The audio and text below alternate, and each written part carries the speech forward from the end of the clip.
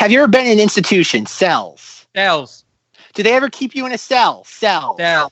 When you're not performing your duties, they keep you in a little box. Interlinked. Interlinked. What's it like to hold the hand of someone you love? Interlinked. Interlinked. Did they teach you how to feel, finger to finger? Interlinked. Interlinked. Do you long for having your heart interlinked? Interlinked. Interlinked. Do you dream about being interlinked? Interlinked. Interlinked. What's it like to hold your child in your arms? Interlinked. Interlinked. Do you feel that there's a part of you missing? Interlinked. Interlinked. Within cells, interlinked. Interlinked. Within cells, interlinked. Interlinked. Within cells, interlinked. Cells interlinked. All right, we're done. Constant Rob. You can pick up your bonus now.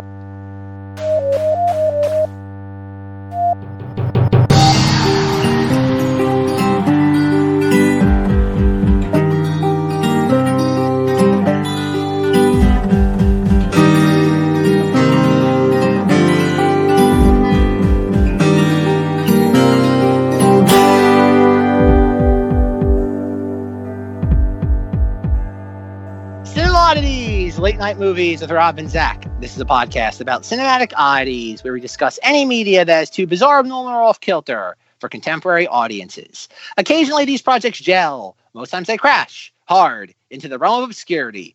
Join us as we delve into the cult classic swamp. I'm Zack.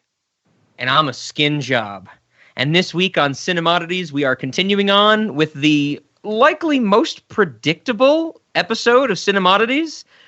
We called it last week the Dusty Property series, in which we discussed Blade Runner from 1982. And of course, we have to jump forward to its 30 years later sequel, Blade Runner 2049. Just a little peek behind the curtain. Tune in next week, everybody, when we might give a little different name to this series based on what Zack and I have decided to do. But without further ado, we have to continue on what we thought from last week, how we feel now with this new movie, or relatively new movie, of Blade Runner from Denis Villeneuve. We left off last week with the absolute boredom, grasping at straws, lack of content ideas that we felt about Blade Runner.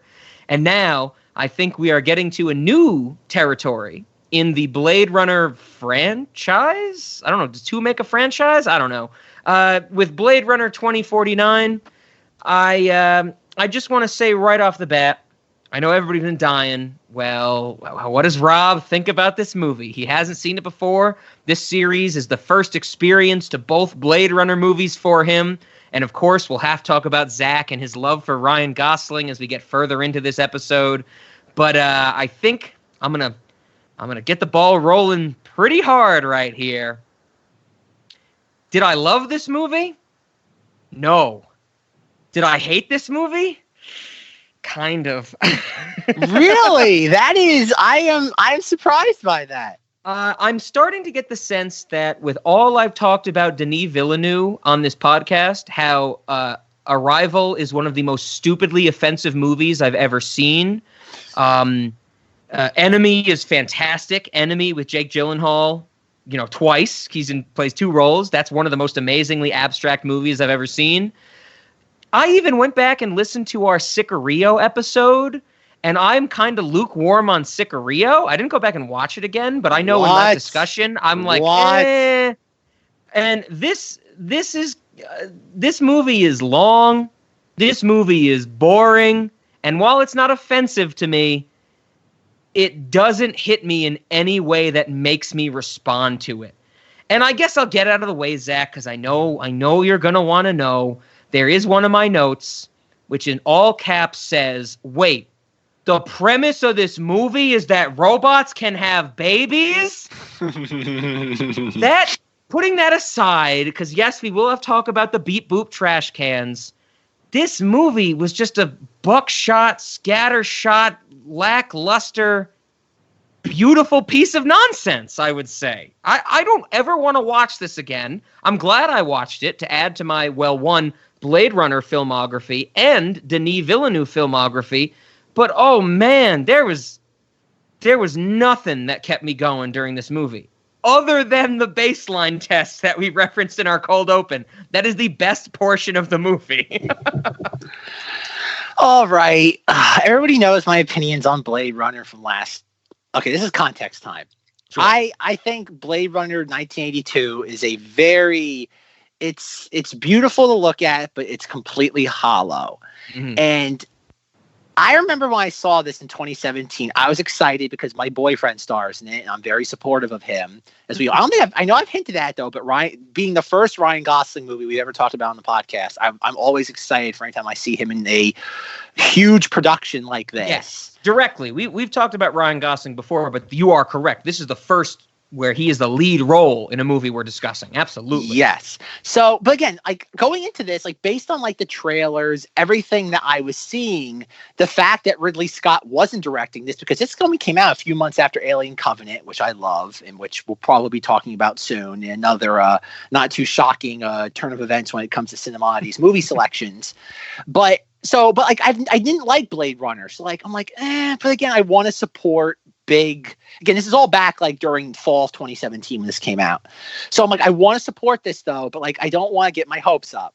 And I kind of did get my hopes up, as Rob can attest. I'm wearing my Blade Runner 2049 t-shirts. I have my Officer K action figure.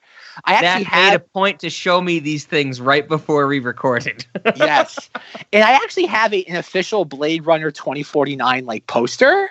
Okay. I have all this stuff. And I remember when I came out of the theater, I did not, like, don't get me wrong, I thought it was infinitely better than the 1982 film. Infinitely better, because it actually has a point. It's not just pretty for the sake of being pretty. Yeah, I think I was still disappointed with it. And then as time went on, I got a copy of it, and I still have problems with it. I do not think it's a great film, but it's a movie that I 100% admire, and I like what it's getting at. A lot of the themes, like it's one of those things that's kind of like the reverse Harry Potter theme, as I call it, where somebody thinks they're the chosen one and they're not, and they have to deal with the fact that they're Joe Blow in the case of this movie. Mm-hmm. And that, I think this is one thing I was surprised that Rob doesn't love about this, is the fact that pretty much the message of the movie to our protagonist is, you don't matter. Only your actions matter, not your preordained place in this story. That has no relevance in society. It's what you do that matters. Well, I get that that's what they were going for, but at the same time, it doesn't matter, because our protagonist is supposed to help robots uprise, which is stupid. I don't think that's his point, though. Because, okay, part of this movie, too, is that they were going to try to make this into peek behind the curtain. This was going to be Blade Runner 2049, then Tron and Tron Legacy. Mm-hmm. And part of the reason why that series was going to work beyond the, like, how I originally pitched it to Rob like 2 years ago was like, oh, they're like sequels that happen like 30 plus years later. Oh, that's a good point that you say years ago. This has been in the spreadsheet for a long time. 30 plus years later sequels. Yep. Because both Blade Runner and Tron came out the same year, 1982, and they both bombed. And that's the whole thing, is that they both have sequels that come out 30 years. Well, in Tron's instance, it wasn't 30 years. It was almost 30 years. And they had sequels. And whereas Tron Legacy made money, Disney, it's weird. Disney spun that movie into a failure. I've never seen a company deliberately try to spin a movie's success into a failure. It was 30 Tron years. Yeah. Cycles, Rob. Cycles. Yeah, there you go. Perfect. But yes, so that's part of the reason why we were going to do this with Tron. And part of the reason why with this was that Tron Legacy was being set up for a bunch of sequels. Like Garrett Hedlund and Olivia Wilde were going to be the protagonists of that series after Jeff Bridges kind of just like becomes like internet Jesus at the end. Mm-hmm. And this was a similar thing. They were banking on this making a lot of money and it being a franchise. And this was another movie that flopped worse than Tron. And that's not even counting 70 years of inflation. And so I never took Officer K's arc as in he's going to help facilitate the replicant revolution. I think he's just a guy that's wanted purpose, and he finally found purpose in life. That's where worse to me. That is even worse to me, because he's a fucking useless robot who has no purpose, that realizes he has no purpose. And what? Harrison Ford gets to meet his fake robot daughter. Fuck, God, this movie was a slog, man. Okay. The other God, thing, there is no reason This should be 2 hours, 45 minutes long. There is no reason for that. There is so much. We'll get into it, I'm sure, with more scenes. I agree.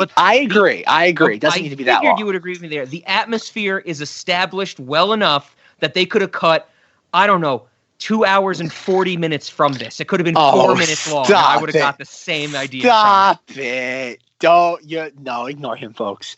It could have been the baseline test scene and done.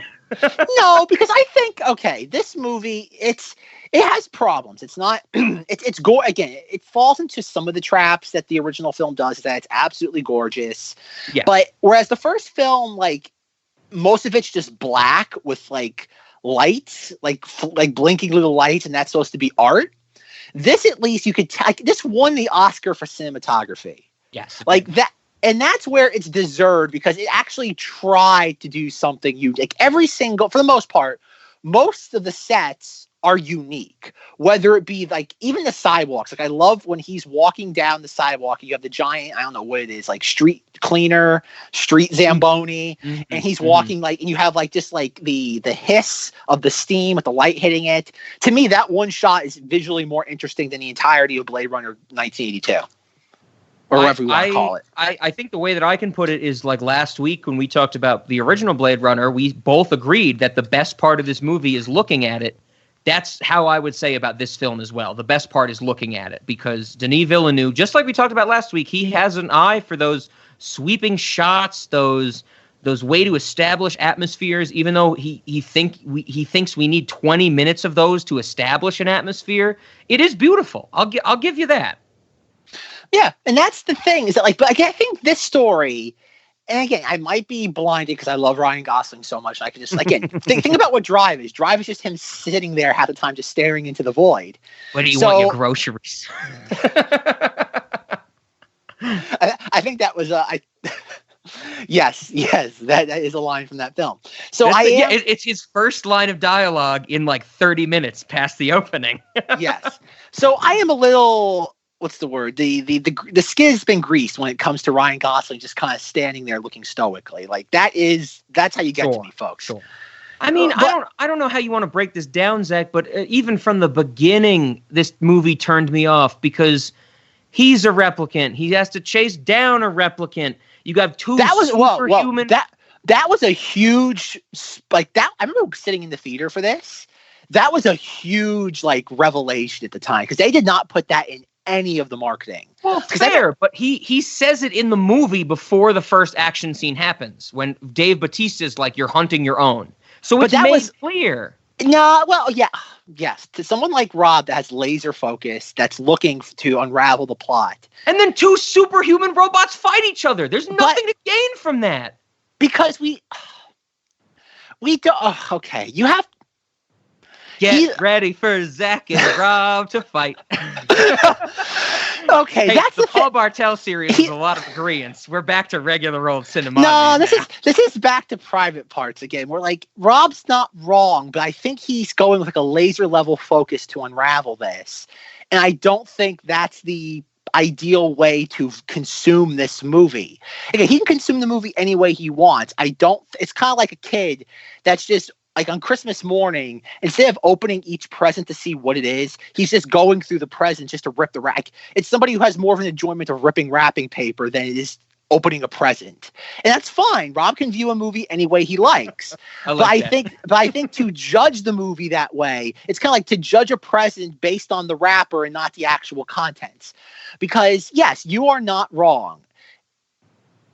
The thing is that yes, it's two replicants, but it's very cryptic how it's being laid out by Dave Bautista in that moment, because obviously the plot of the movie is Blade Runner.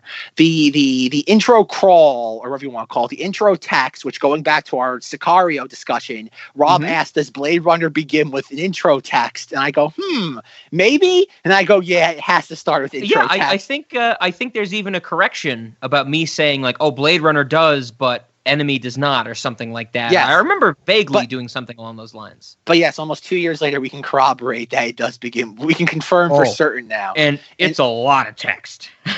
Yes. But the thing is that like you're watching this, and keep in mind, you're Blade Runner is it's a sequel. You're supposed to be thinking about how the original movie operated, not laser level focus to unravel the plot. So if you think back to how the original Blade Runner opens, which I think is like, you read a description to Blade Runner, the original, and it's like, oh, Harrison Ford plays a Blade Runner, which is the name of a group of people who hunt down replicant androids, and you watch the movie and that doesn't happen except for one point where Harrison Ford shoots a woman going through plexiglass for some bizarre reason. And this What's movie a tortoise? Yes, I'm with you, Zach. But this movie begins actually in the original Blade Runner 1982 script. This was how the film originally began until Ridley Scott kind of just threw the toaster into the bathtub of it all. I read that, and I think that this would have worked better as the start of the original Blade Runner, seeing our main character being a Blade Runner. Absolutely. And that's the things that we're not supposed to know that he's a replicant. And that's where it's like, oh, but we also don't, as we know, these replicants lie, and they know how to get out of problems. They'll say anything to kind of just take the attention and the focus off them. Mm-hmm. So you can't really trust Dave Bautista at that moment. So when he says that, it's like, okay, well, he's just making things up. Because I remember sitting in the theater watching Ryan Gosling take a punch from Dave Bautista and being like, oh, this is a joke. I'm like, how am I going to take this movie seriously? Like, there's no way Ryan Gosling, who weighs I don't care how much muscle mass he has, tops weighs 170 pounds, can take a punch from Dave Bautista, who's been ripped the moment he's come out of the womb. And then the movie even exacerbates this or emphasizes it, because before they start to fight, Dave Bautista comes in from his farming duties and puts on the smallest pair of glasses in existence. Yes, I know. The movie is beating you over the head with how big of a dude he is, you know? Mm-hmm. Sure. But again, this movie was a $150 million movie. They had to make it appeal to dummies. Again, if you make a movie that's going to require $500 million to break even, you got to... Well, it's also the rule of threes. You got to make sure everybody's aware. The fact, I think, he walks through the screen door and he has to slowly maneuver through it because he's Dave Bautista. Yes. Yeah, and then you have the part with the glasses. That's number 2. And then you have him literally throw Ryan Gosling through. Well, he beats Ryan Gosling through a wall and then throws him through it. And I think that's where I'm kind of, just like we said last week, that those first few moments of Blade Runner, we're kind of all on board. And I was all on board at the beginning of this because we're getting to see someone, they don't get thrown through a wall like a stupid, Marvel movie would do, where just boom, the wall's gone. We see the wall buckle and belt and slowly being broken through. And I'm like, okay, I'm with this. Absolutely. But then we get that clunky connective tissue with Dave Bautista going, "You've never seen a miracle." And I'm like, clearly this is going to come up 6 times throughout the rest of the movie and be the connective tissue. $150 million production budget, $500 million to break even. They got to make it consumable for everybody. This is not an art film, even though it wants to be at times. I get that, but I can't. It's a blockbuster. You have to forgive it at that level. I'm intrinsically prohibiting myself from viewing it like that, because I want to view it as a good movie, and it's not a good movie for those reasons. It's a 2-hour and 45. It's not clunky. It's establishing stuff. Oh, you telling me it's not clunky? You telling me that it's not clunky when the only way Ryan Gosling gets to describe his wooden horse memory to the audience is because Robin Wright gets drunk and asks him, "What's a memory that you have?" This is clunky as hell. Because they're okay. I'm glad you brought that, because we're going to transition away from Dave Bautista, because I feel like Rob and I could talk about it's going to be private parts all over again. And Rob doesn't like it. I think it works. I don't think it's perfect, but I think it works. I did not watch, but I did look into. There were preliminary prologue materials about Dave Bautista. I read about them. I didn't watch them, but I get that. I get the whole, even Inception did that. They had the whole, how did Leo get to that first business? It's a I'm prologue. not counting that. That's the Animatrix. I'm not going to count. Well, sure. Yeah, it was directed by one of the same people that did one of the Animatrix episodes. Yeah, I'm not going to. I watched those back when I first got the Blu-ray, but I haven't watched them since. I was going to attempt watching, but I figure it's not relevant. But I definitely feel that the connective tissue throughout the bulk of this movie is clunky. I felt that way. I don't think it's clunky. I think the movie's trying to do a lot. It's trying to be heady. It's trying to be a blockbuster. It's trying to be an art film. It's trying to do all these things, and it couldn't settle on being one. This is both the blessing and the curse of this film, in that it's trying to do everything, and it succeeds for trying. It works as well as it can. You're not going to have a heady blockbuster that's an art film all wrapped into one package any better than this. I think you just described exactly my thoughts, in that I agree with you that it's trying to do a lot of these things, but where we split is that I feel it fails in each aspect. But okay, because obviously Rob and I don't agree on Dave Bautista at the beginning. Fine, whatever. I think that works. He does. I do want to spend a moment, because you know what, we've seen Dave Bautista in a few things. Guardians of the Galaxy. This, I don't know if Zack saw Stuber. I never saw Stuber. I don't like Dave Bautista as an actor, and I did want to ask your opinion on him. Just to take a quick aside, if we could. What do you think about Dave Bautista as a screen presence, I guess? Because sure, he's a big dude, you know? We think about Arnold, we think about, you know, Stallone, all these muscle-bound dudes, but I've never felt any attraction to Dave Bautista as a screen presence. Well, I wanted to get your opinion on that. I'm glad you brought that up, because I'm thrilled that you used the term screen presence and not acting. Because he's not an actor, he's a screen presence. Well, I think he can act, though, because I think I've seen him in a couple of things. Well, okay, he has three. Okay. I think he's much more versatile than you're giving him credit for, because even though, yes, he was a wrestler, he'd done things prior to Guardians of the Galaxy, but Guardians of the Galaxy is what puts it on the map. Yeah, and as literally my least favorite character in Guardians of the Galaxy. He works for, again, Rob, you have to look at it as does he work for what he's given in the direction? Remember, and I would say no.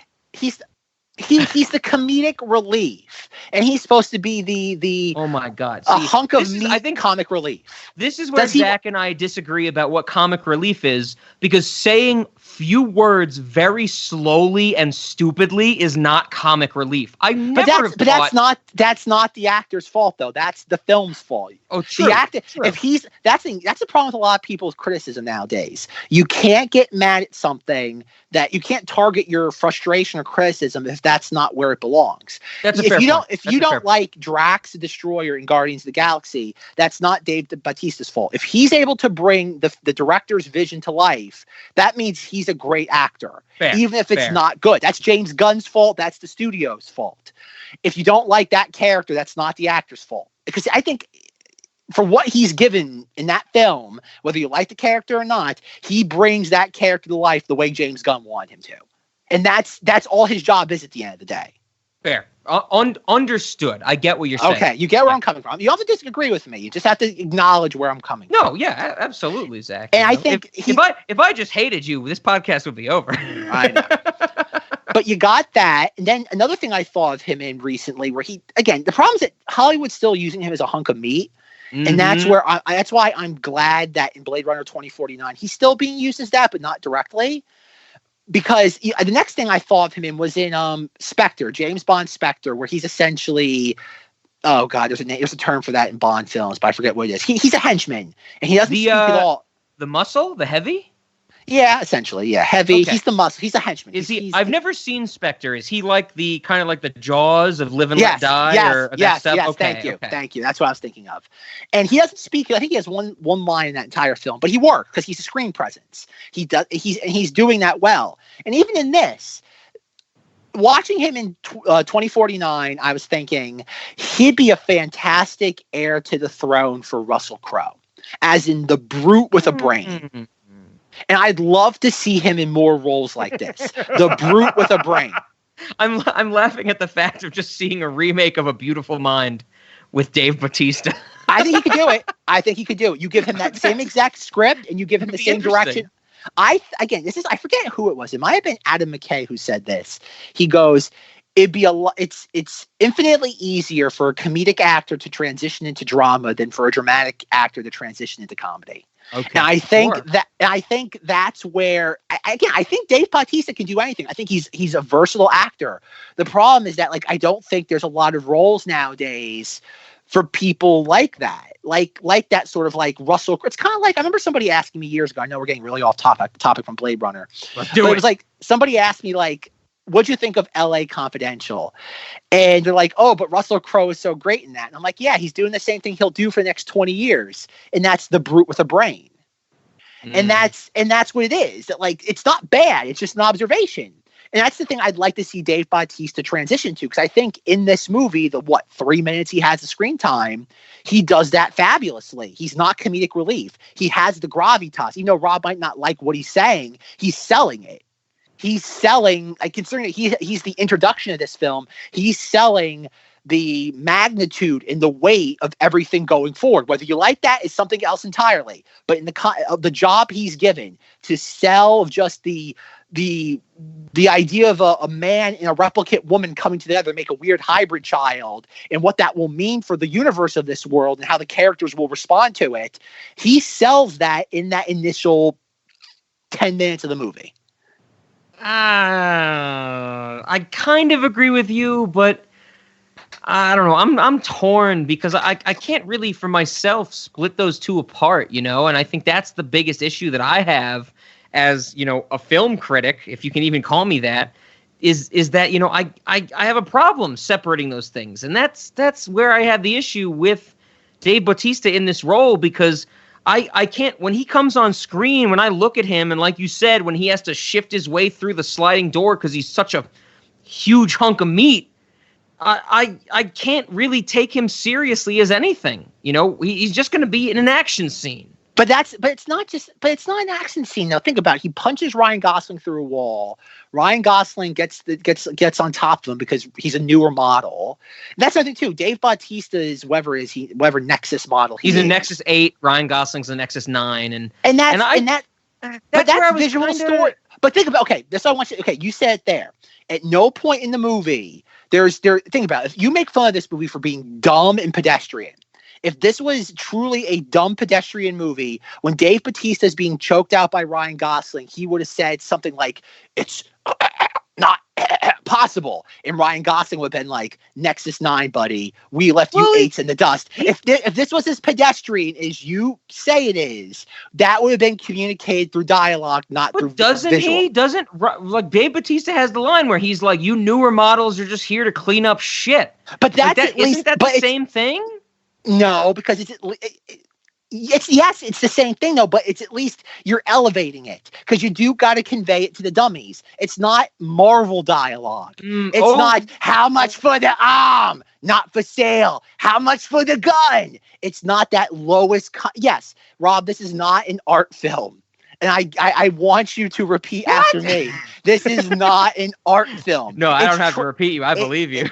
That's the thing, though. But you got to give the movie credit for, again, $150 million film that they sold is an October blockbuster.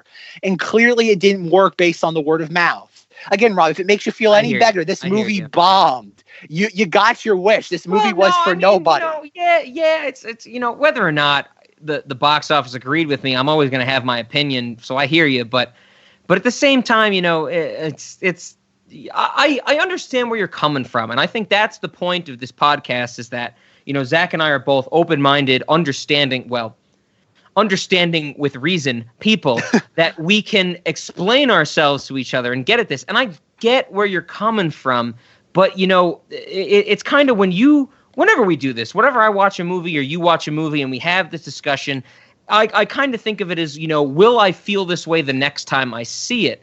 And that's what I'm not really sold on yet. But I definitely agree with you that, this is not an abstract movie. And to bring it back to Denis Villeneuve, where you have something like Arrival, which is so offensively stupid and expositive, there's no saving that movie. Like literally every aspect of that movie has a character looking at the camera explaining it to you.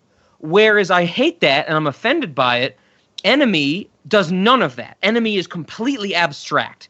But that's not commercial though. Exactly. And that's where I'm kind of having an issue with this movie, where it's almost like a blend of those two ideas in Denis Villeneuve's oeuvre, because he's taking that hand-holding with the dialogue, with the recurring flashbacks, when later on, like Ryan Gosling does something, and we cut back to a flashback of Dave Bautista going, "You've never witnessed a miracle." That's very hand-holding, where that's more of the Arrival stuff I don't like, where at the same time, we get these scenes that are very, very complex and abstract, say with the Memory Maker, Anne Stelline, when she's deriving memories for replicants.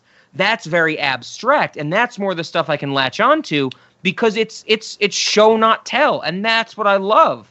And this is a weird middle ground for Denis Villeneuve, where yes, he had his artistic vision versus the weight of Blade Runner on his shoulders, that it had to meet somewhere in the middle. And I guess what I'm saying is I'm unhappy that it leaned more towards the hand-holding than anything else, the clunkiness than anything else. That's fine. That's if that's how you want to perceive it, I'm not going to convince you otherwise. The last scene of Enemy is a woman turns into a spider. It's amazing.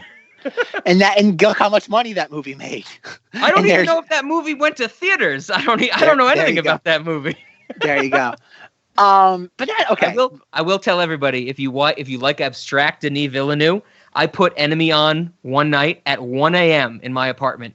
And I think from 1:15 to 3 a.m., the last hour 45 of that movie, I was standing for it. I was so enthralled by it.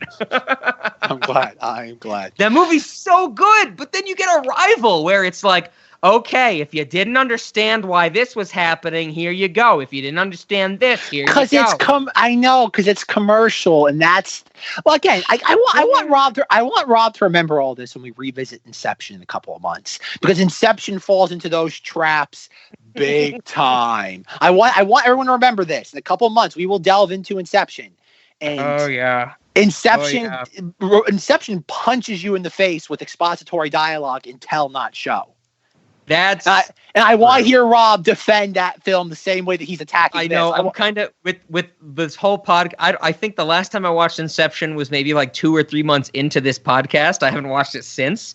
With the new mindset I have of Zack, teaching me and my research teaching me about how to view movies, Inception is one of the movies I'm kind of afraid to rewatch because I loved it so much. But you're absolutely right. It takes 2 hours of exposition to get to just a good 30 minutes of a van falling to make you understand why that van falling is meaningful. Yes. Okay. So again, and I'm trying to think, Rob, can you name another film of this level or production caliber that doesn't fall into the traps that this film does? You feel, is there another blockbuster that you can tell me that does this that attempts to be as heady and succeeds in the way that you're saying this film fails? Well, I think right off the bat, when you say blockbuster, I have to say no. Like these movies, these accessible movies, they don't work in the way I want them to work, and that I think that's become a hallmark of Cinemoddities. I love these independent, smaller things that are allowed to be more abstract, and it's tough to gain that level of fandom. Maybe not fandom is the right word, but understanding.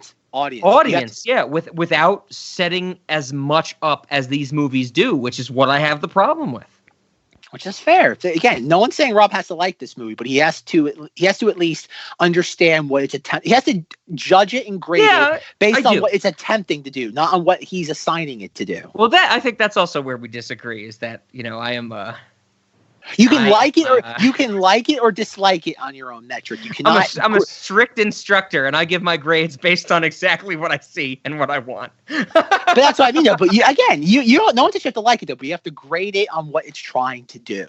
If it succeeds at what it's trying to do, whether you like it is something else entirely. It's like if you go to a restaurant wanting a hamburger and all they sell is hot dogs, you can't give the hot dog a 0 out of 5 stars because it's not a hamburger. You have to judge it based on what it is, not what you expect it to be. I don't know, can't I? Well, that's what you're doing right now. So clearly, I think that's what some of our restaurant Yelp reviews have been. I ordered French fries and I got a caviar glory hole, 0 out of 10 stars. Never gonna go again. Then. No. With all jokes aside, I understand what you're saying, Zach. But I think where the disagreement for us comes is from that there's sometimes when I watch a movie, especially for the first time, I'm not completely certain on what they are going for. And that's a big separation, I think, with this distinction that you're making, is that, yes, I agree with you. It should be graded on what it's going for, but I don't always understand what the movie's going for. But that's the thing. It's like, okay, I want to transition now after almost past a half an hour of talking. I want to highlight plot synopsis. Scene. Robot has babies. Babies. No, because again, there's no explaining the plot of this movie in like 3 sentences. There's not. Oh. You either want to watch it or you don't want to watch it. There's nothing we. Yes, replicant human babies. But I can't wait to read you one of the notes I have, but continue, Zach. But going to the scene you mentioned with Robin Wright and Ryan Gosling in the apartment, and she's asking, like, okay, reiterate what you said earlier about that. Yes, one of the sections of the movie that I thought was very clunky is that when Ryan Gosling is on the case as the replicant detective for the LAPD, he's trying to find the child, the replicant child. And Robin Wright is like, we need to find this child because it's going to cause a war. Like, you can't tell humans that replicants can have babies. That's going to upend the whole society.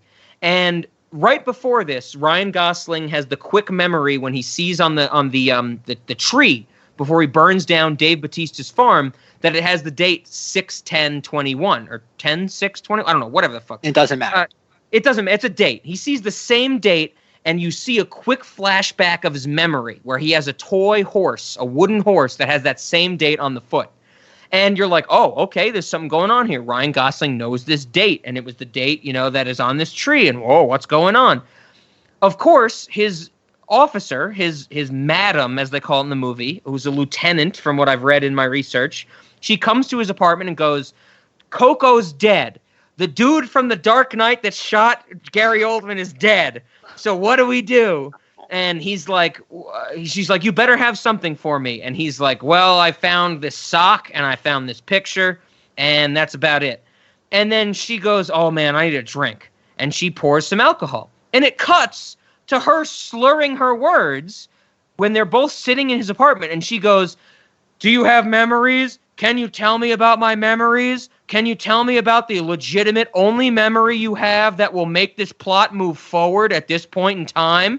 And I'm like, oh my God, this is the clunkiest shit I've ever heard. And I'm interested now to hear if that describes exactly what you're getting at. Why isn't this clunky? This is clunky. But why would she ask him about memories and then because the one memory that pushes the plot forward? That's fucking ridiculous. Because why? Are you finished? He would give any other memory that he has because it's clearly established he has a whole slew of memories. He doesn't have one memory that's pushing the plot forward. He could tell her any other and keep it to himself. But that's the thing, though, is that with the there's a lot of targets there to have to try to fire at all at once. We haven't even gotten to Ana de Armas' weird sex hologram yet. Wait, repeat that again, Rob. Ana de Armas' weird sex hologram. With Dylan Roof Terminator. Dylan Roof Terminator herself shows up in this movie. That's one of my notes. Yes, Dylan Roof Terminator. My note is legitimately Mackenzie Davis! ! Dylan Roof Terminator herself.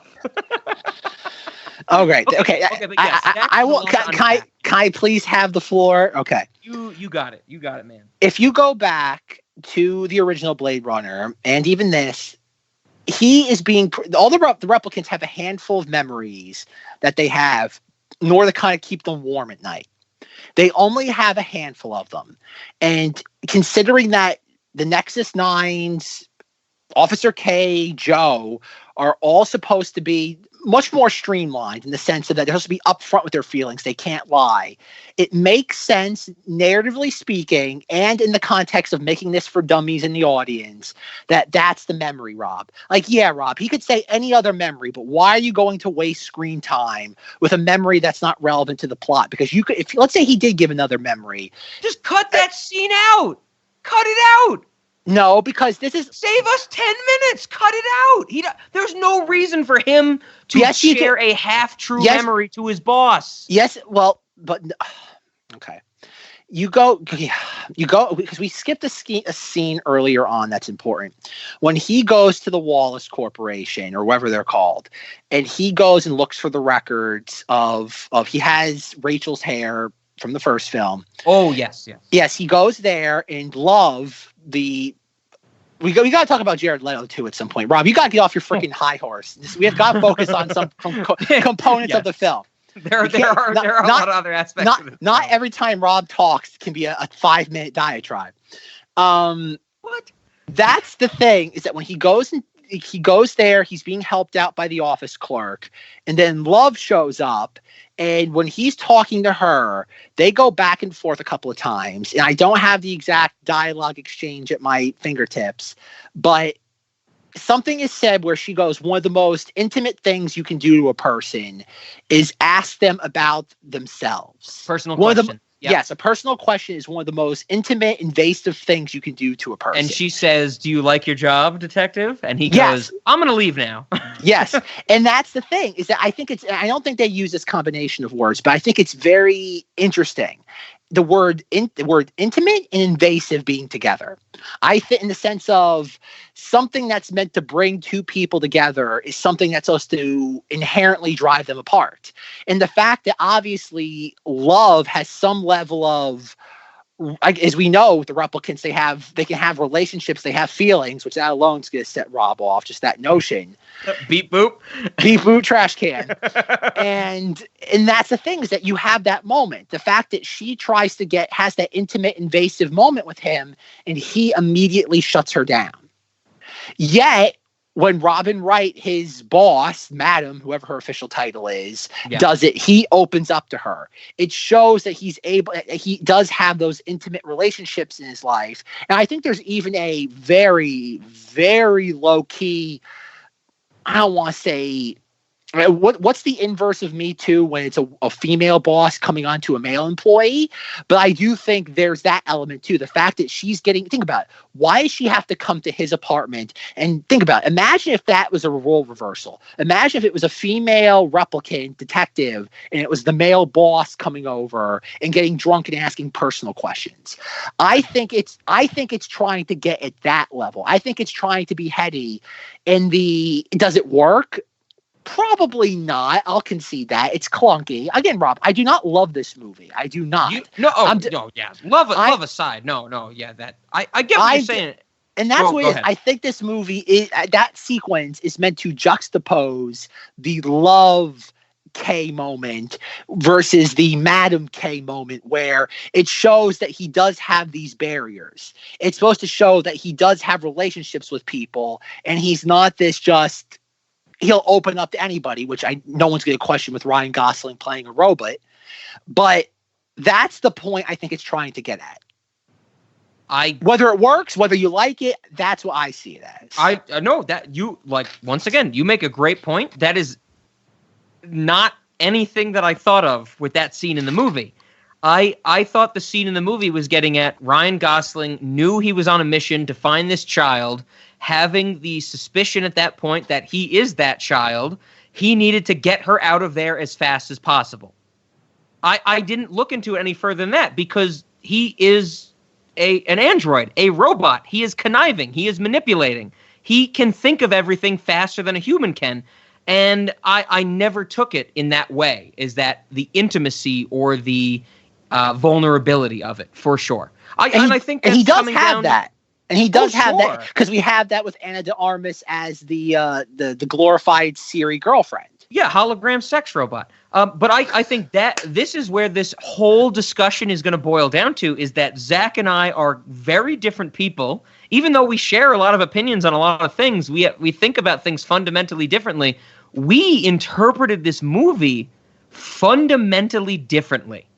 I think that's where this is going. Because I didn't think of these scenes the way you did, and I'm sure you didn't think of them the way I did. Absolutely. Well, I knew what I was getting myself involved with here, folks. I did not walk into this blind. I knew. Well, yeah, of course, we know each other. You show me any beep boop trash can movie. Yes, the audience knows the term beep boop trash can.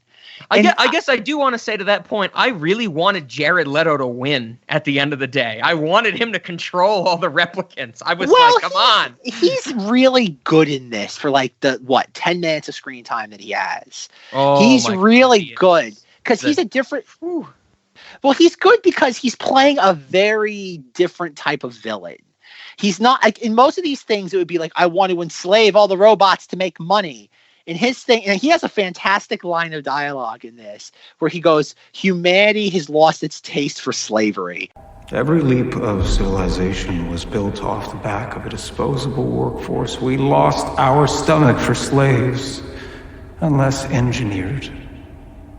And I'm like, now that's a clever piece of dialogue. That is provocative. I guess, do we want to take a quick aside to talk about Jared Leto with his small part in this movie now? Are we ready for it? Okay. I'm gonna say my thoughts first because I can keep it rather concise. Go for it. I know a lot of people hate Jared Leto. Everything I've ever seen him in, I like. As an actor, I have no problems with him. I know his tabloid stuff. I've seen some of it. Just it trickles into my world. It doesn't do anything to me. I think I read like on the Suicide Squad set, he was sending like used condoms to like Will Smith. As a concept, of human shit to people. Yep. Yeah. As a concept, I find that hysterical. As something you do like in reality, that's a no for me, dog. But no, thank God. Thank God when I get the next package from you, Zach. I know it's not that. No.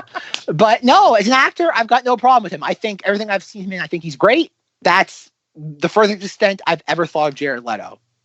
Jared Leto to me is I've always loved Jared Leto. The first thing I ever saw him in movie-wise was Requiem for a Dream. Did you ever see that, Zach? I've been aware of it forever, but I've never seen it. I would love to discuss Requiem for a Dream one day because it gets at one of my favorite topics of thematic in film or art is addiction.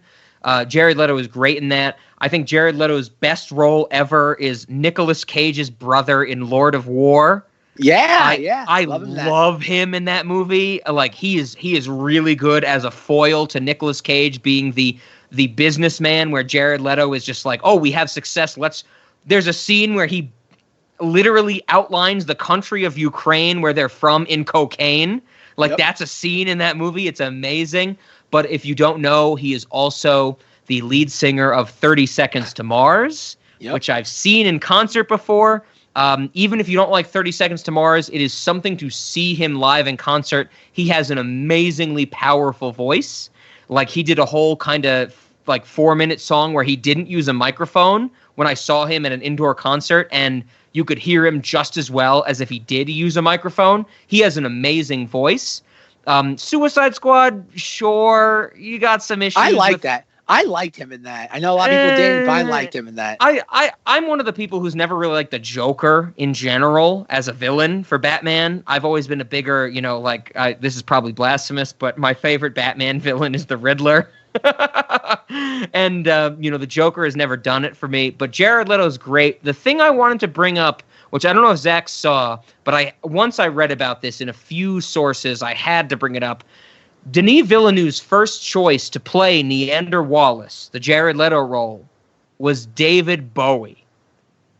Yeah, it makes sense. I would have as I think it's been said on this podcast, even though sparsely, Rob is an immaculately, positively gung-ho David Bowie fan. Everything David Bowie's ever done, Rob has listened to and watched, and even when he's a boiler in the season of Twin Peaks: The Return. I'm sorry, Zach. I was about to say season 3. David Bowie is amazing. I love him in everything. I am just kind of giddy with glee thinking about what David Bowie would have done in this role. And of course, we lost David Bowie too soon, or according to David Bowie, right on time. He released his last album, his 10th album, and died 2 days later. But Jared Leto, for what I think could have been, does an immaculate job with this very supporting role that he has in Blade Runner 2049, along with the baseline test of the interlinked cells. Jared Leto is my second favorite part of this movie because he has some great, as Zach said, existential dialogue. Yeah, no, that's no, he does everything. Again, I wish the film was as concise overall as it is with his moments. I don't disagree with you, Rob. A lot of this could have been condensed, but you lose the atmosphere. Yeah. So I think my question for you is something that I thought when I was when I finished watching this movie. Let's get rid of love. Get rid of the replicant love and replace it with Jared Leto. Why isn't Jared Leto the one dropping the bombs when Ryan Gosling is getting beat up in the wasteland? Why isn't Jared Leto the final boss fight? Because this was because Jared Leto was probably only available for a couple of weeks of shooting. That probably was the first reason. And two, he probably wouldn't have taken a role that was that physical. That doesn't seem like something that'd be up his alley.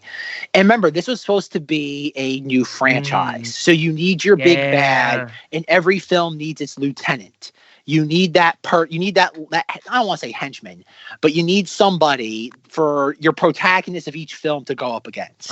So on that point, which you exactly just made, when I watched this movie a few days ago for this recording, I thought at the end of the movie that Jared Leto was akin to Edward Norton in Alita Battle Angel. He's not the big villain. Yes. He's the overarching villain. Yes. He's not the baddie of the movie, but he's the baddie of the franchise. Yes. And even there's a moment very early on when we see Kay take his police spinner, and we go past, we see him going past the old Tyrell building, which we see a million times in the first Blade Runner, and then we see the Wallace Corporation building, and it's even bigger than that one. And it's like, okay, again, like that. Yes, that sort of imagery. It's the J.J. Abrams. Here's the start. The USS Enterprise. Here's the Romulan ship. It's even bigger. It's what we got, but bigger. Yes, it's like this was the Death Star. This is Star Killer Base. It's that, but at least it's not. Again, that's the difference, though. Here, Rob. We built the same technology, but put a mirror in front of it, so it shoots at multiple things now. But that's where I gotta give this film credit, though. Where this film could have very easily have devolved into J.J. Abrams crap. Because think about it. In this, you have the police spinner going past the old Tyrell building. Yes. It's dormant. It's defunct for all intents and purposes. Yeah. And you see absolutely. Yes. And you see the Wallace Corporation building looming infinitely larger than the grand structure of the Tyrell building. Which we also get in the opening dialogue that when Tyrell went bankrupt, Wallace bought his company out. Yep. Yes. Is that imagery a little clunky? Sure, but it's at least show not tell. But it's infinitely better than J.J. Abrams. This was the Death Star. This is Star Killer Base. That's. I'll give you that. You're right there, Zach. And that's the difference. Where yes, this film is clunky. It's not perfect, but it's trying. It's trying to do everything, and it's doing what it's attempting at as well as it possibly can.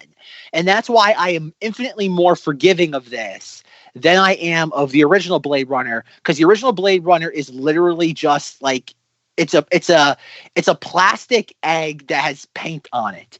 There's nothing to it. It's just meant to be looked at from a distance, and the moment you interact with it, you realize how hollow it is. This is the equivalent of at least hard boiling the egg first, then painting it, because you can at least eat it afterwards if you're inclined to eat an egg with dyes soaked into it. It's not great for you. It's not great, but at least you will gain substance from it. There's at least something to be gained. It's not ideal, but there's something to be gained, and I cannot attack something that at least tries to have substance. I feel I totally can. And while I agree with you that it is better, I will say I like this better than the original Blade Runner. It still has issues, so many issues for me that I'm not willing to accept it, I guess, is what I'm saying. I'm not asking you to accept it. You have to forgive it. You have to forgive it. Then it's better than the original Blade Runner, but I'm still not willing to forgive it. Okay, then we've made no progress, folks. We've made zero progress in roughly 50 minutes. Welcome to Cinemoddities. Right. But yes, no, I like the character of Love. She's a really cool henchman. She's a cool henchman. She's a henchman. You have to judge her by a henchman. That's all she is. She is a henchman, and she wasn't bad. I didn't, I liked her persona. Look at it this way. What would you rather have in a movie? Think about it. $150 million film. Which is a better henchman? Love in Blade Runner 2049, watching her as she does airstrikes while she's getting her nails done from the cool reflective pool lit office. Okay, that was badass. That was fucking badass. I'll give Okay, you that. and then think about what the modern blockbuster equivalent of a henchman is. Think back to our favorite Cinemoddities film of all time, Avengers: Infinity War, and you have the Thanos lackey with the Squidward nose that's dragging Doctor Strange through New York City. At the end of the day, which is a better henchman? You're not wrong. I'll give you this 100% of the time. That's the thing, is that like You're right. it's the same caliber of people making these movies. And that's where at least like you might not like Love, but she's at least a character. She has unique character traits. She's a character. She's not just spectacle. She's not just there. And even by the end, she think yes, and I know Rob's gonna hate this, the very end where her Ryan Gosling are fighting on the, I don't know what the hell we're gonna call it, the barrier, the water barrier. I want to say beach, but it's kind of a beach, but it's not. Yeah, I know. I'm assuming this is what you're about to say, but where she goes, "I'm better than you in every single way. I'm the new model of the replicants." Yes, but again, that's clunky, and you don't need that though. But it's do you know what my note is when she said that? When she said that, my note was, "Yeah, but can anybody fuck you and get you pregnant?" Because that's what this fucking movie's about. The replicants are better if they can reproduce. That's literally Jared Leto's story. So it makes no sense for this lackey henchman replicant to be, "I'm better than you just because I can beat you in a fight." If you can't get pregnant, clearly Jared Leto sees you as disposable. But I don't think. Well, yes, he does think everybody's disposable. That is the Jared Leto character, which we're never going to see fleshed out because they're never going to make another one of these movies ever again. But I think it also there's a theme to this movie that I don't. Not a theme. Maybe a theme. Are you getting obsolescence between the replicants? No. I don't care. Oh, okay.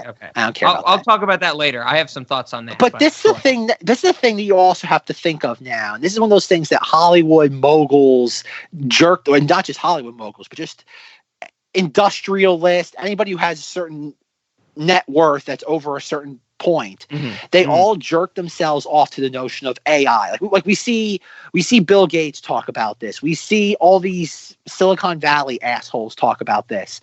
The fact of like what AI means and blah, blah, blah. And that's probably a big theme, especially considering that Ridley Scott is still so hung up on Deckard being a replicant. Oh, yeah. That I could see them try. I could see a theme of this movie trying to be, and I don't even think the movie harps on it. It's probably not even something Denis Villeneuve wanted to do, if I had to guess. Is the idea of what does the meaning of life mean to artificial intelligence? I agree with Rob.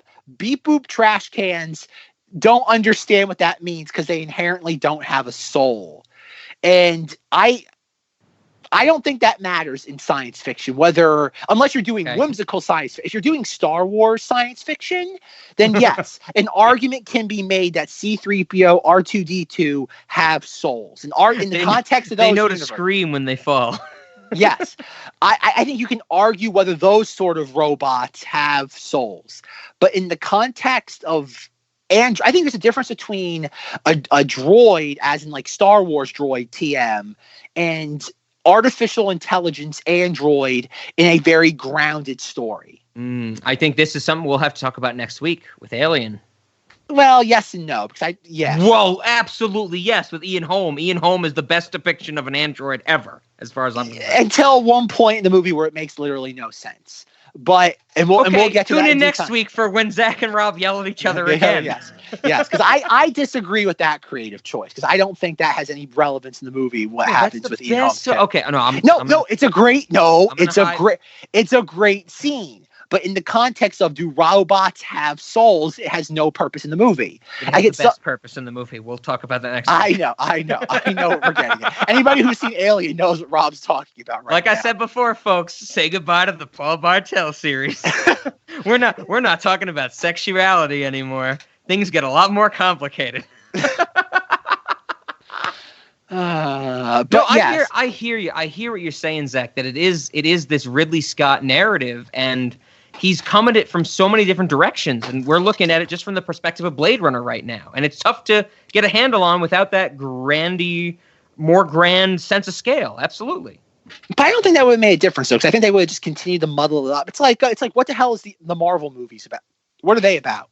Like, there's no meaning to the Marvel movies other than printing money because they don't have a theme. Exactly. Their job is to exist. It's kind of like, what's the meaning of a Happy Meal toy? The meaning of a Happy Meal toy is to sit there, to make money. And that's why it was something. That's a good point. That's a good point. Where if anybody, be it before the Marvel universe, any film had a franchise able to print that much money, they would have done whatever they needed to do to print that money. Mm-hmm. And that's why, again, like that's the reason why also blockbuster filmmaking now is so shallow, or infinitely more shallow than it was previously, because none of this stuff is being made because, okay, it's the George Lucas quote from Charlie Rose a few years ago. Making a movie is like hiring a professional gambler and telling them to come back, go to the tables and come back with double of what you gave them. That's not the goal anymore. The goal is not to be like, okay, movies are an industry. If we give Ridley Scott $100 million, how he thinks he'll make us a product that can make us a film that connects with audiences, and he will quadruple our money. Yeah. That used to be, that was the model for decades.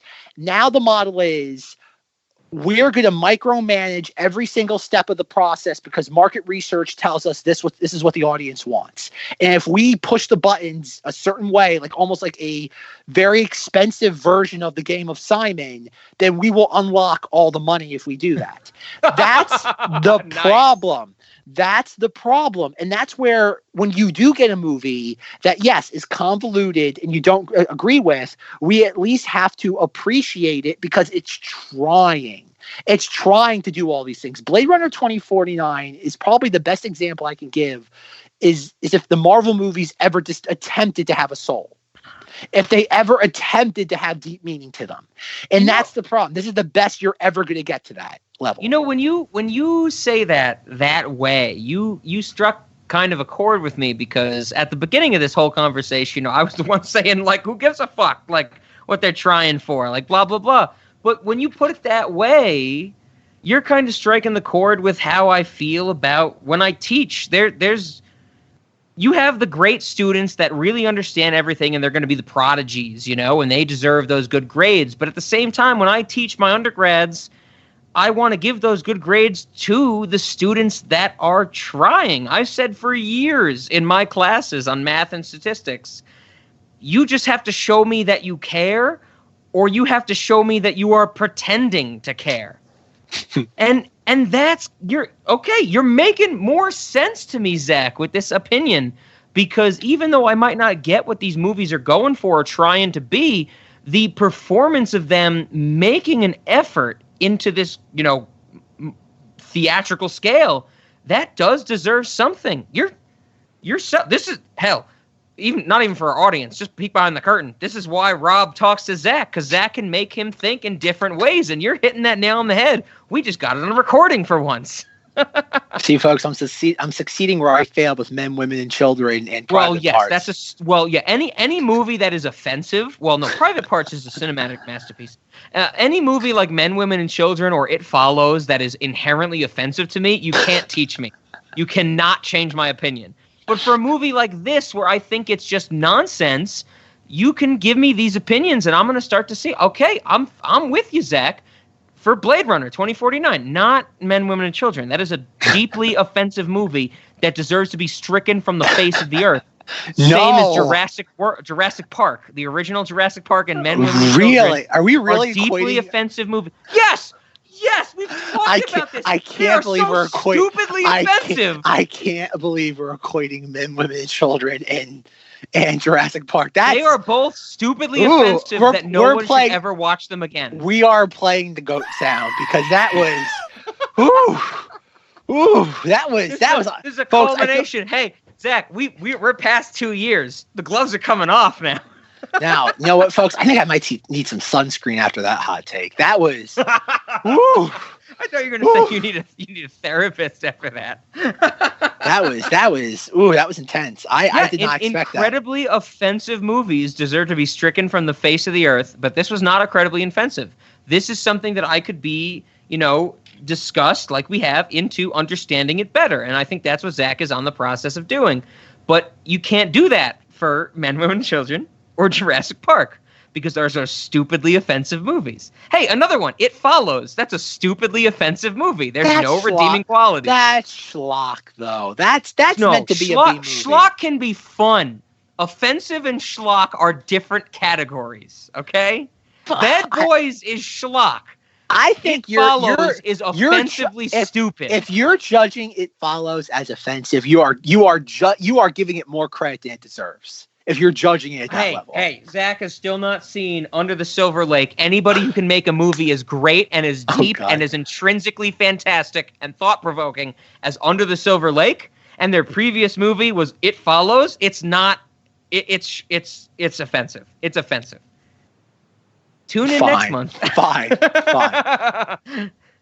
Depends on how much of a it depends on how much of a sadist I am. We might have to do It Follows from October just so I can have these arguments. Oh God. That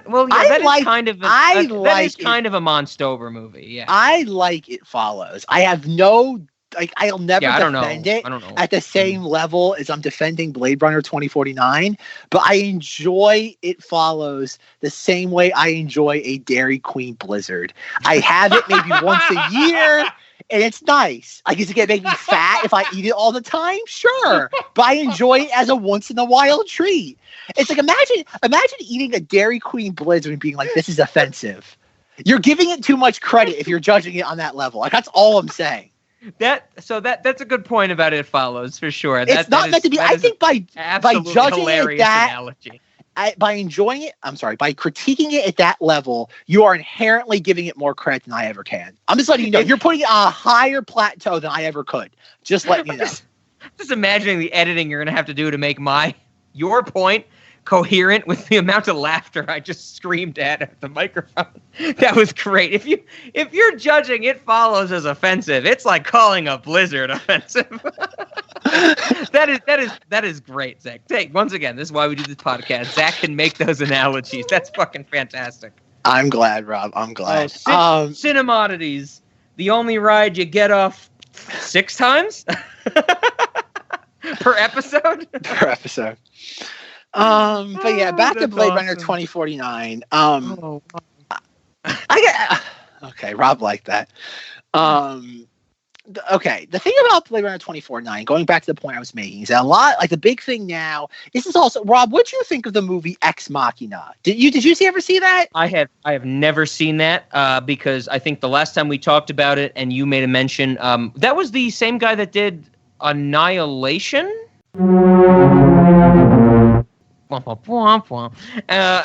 So I never watched it after that, but I did look into it, and when I read the synopsis of that movie, I read the synopsis going, it's about a Turing test, and I went, beep boot trash cans.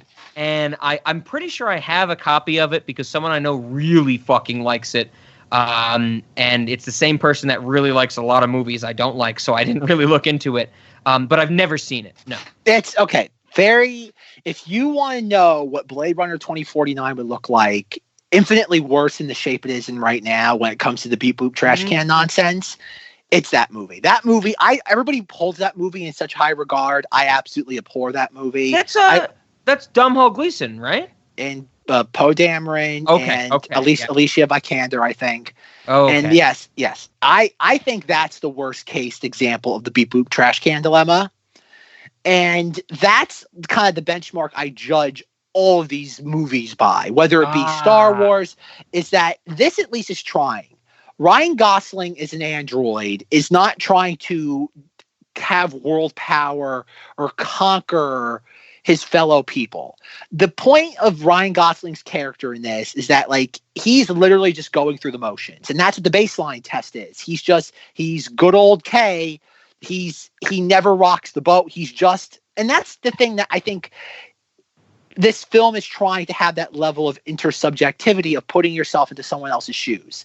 K is a blank slate. He's the everyman. He's somebody who's just going through the motions of life until he's presented with the opportunity of having greater meaning or greater purpose in life. I'm not that's what you said earlier, right? That he was trying to find purpose. Yes, and I don't even mean that in the context of a beep boop trash can trying to find greater purpose. I mean as an audience avatar.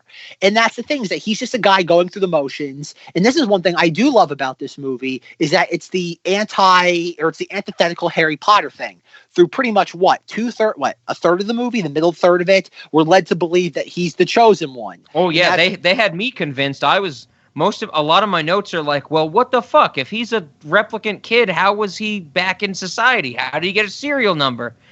But that's not the case, of course. You're right. Yes, and that's the thing I love about this, is that I'd say about 3/4 of the way through, we have the woman who's in charge of all the replicants for some reason, or the replicant revolution, and she kind of comes in with him and just laughs in his face, and it's like LOL, good one. And that's essentially and that's what she does. And he kind of, again, as much acting as Ryan Gosling can do in this moment, has this kind of moment of stoic devastation. And she kind of turns around to him and goes, sometimes being the chosen one doesn't really matter. It's just let me rephrase this a little bit better.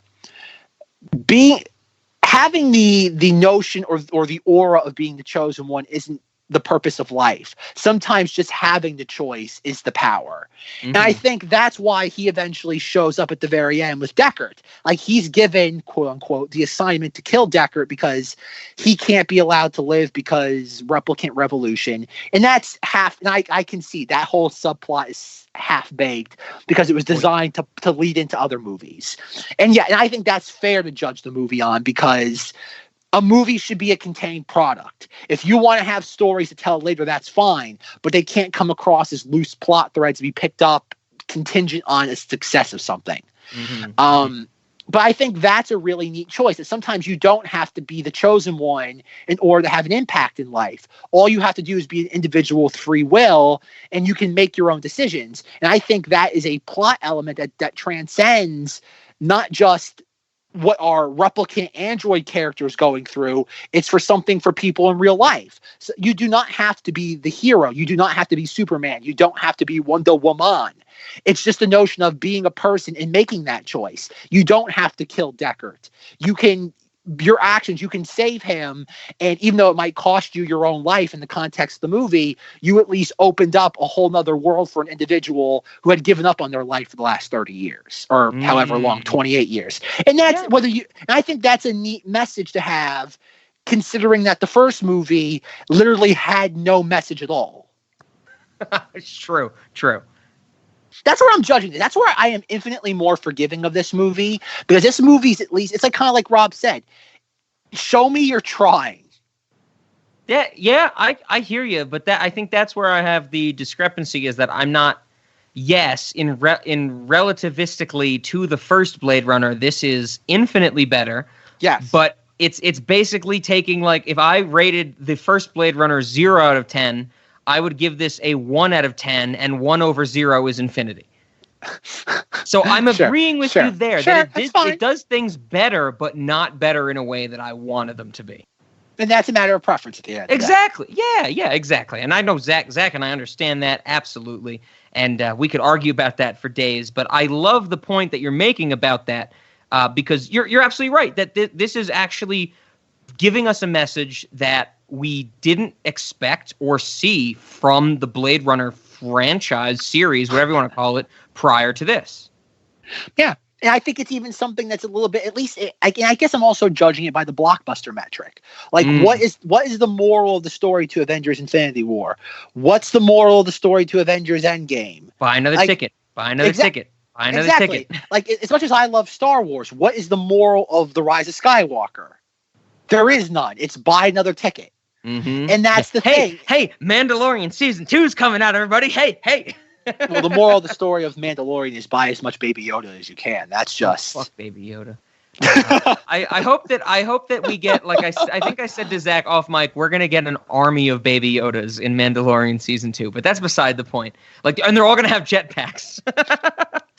But no, no, they'd be afraid to do that because they'd be afraid it would dilute the character. They'd be afraid to do that. You're gonna get Baby Yoda with a jetpack, like that's 100% gonna happen. but not more than one Baby Yoda. No, because they'd be afraid that would dilute the character. What about one Baby Yoda with 20 jetpacks? Yes. There you go. I can get on board and with he's shooting some off as like projectile missiles in the battle. Yes. Exactly. Oh, there we go. We're on the same page now. Goddamn Mandalorian. But that's the point, though. Is that think of all the blockbusters that came out last year. Like, think of like what is the moral of the story to I'm trying to think of other movies that came out in 2017, like other blockbusters. Wonder Woman. What was the moral of the story to that? There was none.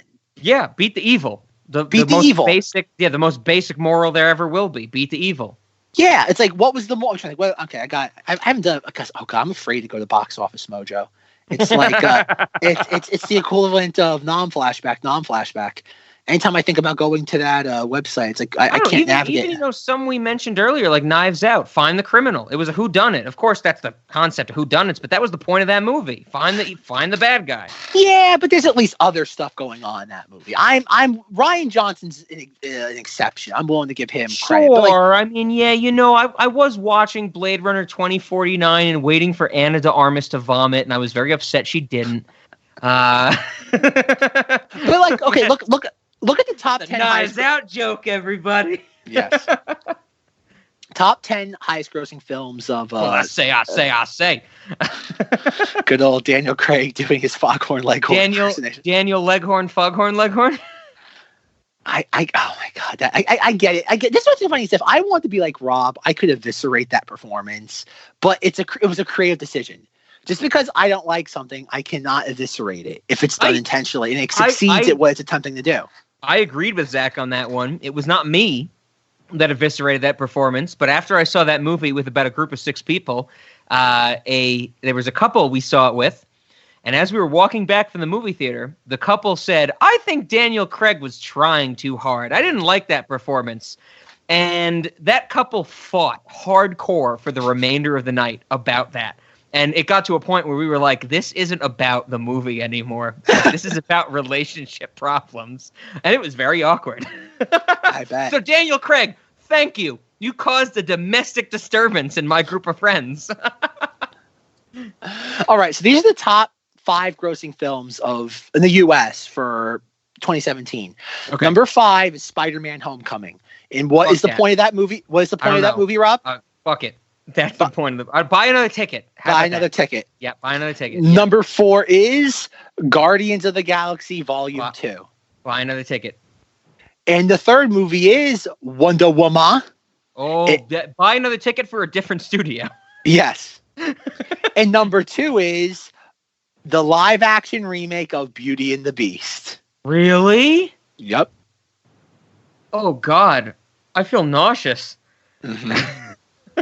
Was that Hermione Granger from Harry Potter? Yep. Who played the Beast? Do you know? The guy from The Guest. Remember him, Rob? Remember the bad guy from The Guest, the Terminator man? No. Do you remember the movie The Guest, Rob? With the guy. I do, but I don't. Oh my god. I'm getting a headache. I don't remember his name. I will never remember his name unless I look it up. But I'm gonna just believe you. Okay, let's go forward. And the highest grossing movie was Star Wars: The Last Jedi. Oh, okay. And I thought you were going to say Avengers: Avengers: but that was a different year. There was no Avengers movie. Yeah, we had Spider-Man. Okay. Spider-Man: Guardians of the Galaxy. But no, like obviously The Last Jedi. Spider-Man: the Guardians of the Galaxy. Don't laugh. That's coming. Don't laugh. That's coming. No, I'm sorry, Zach. I gave them more ideas.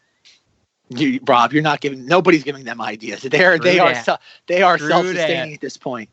But no, like that's the point though, is that this is where I am infinitely more forgiving of this because it's giving us something.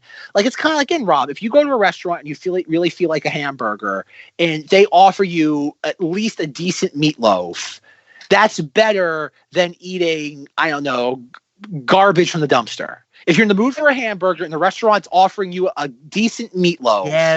Yes. You're not wrong, Zach, but I think this goes back to what we were saying in the beginning is that, you not to stroke your ego, man, but this is why I love talking to you, because you have this macro view of things. And when I sit down one night to spend 3 hours on a fucking Blade Runner movie, I'm only thinking about the Blade Runner movie. But you're right. I get what you're saying, but I think that's our conflicting opinions and viewpoints and perspectives on some of this stuff. Because you are right. If I had that macro view, we'd probably be more in line. But I don't. I'd sit here and go, okay, here's Blade Runner 2049. I'm going to watch it tonight.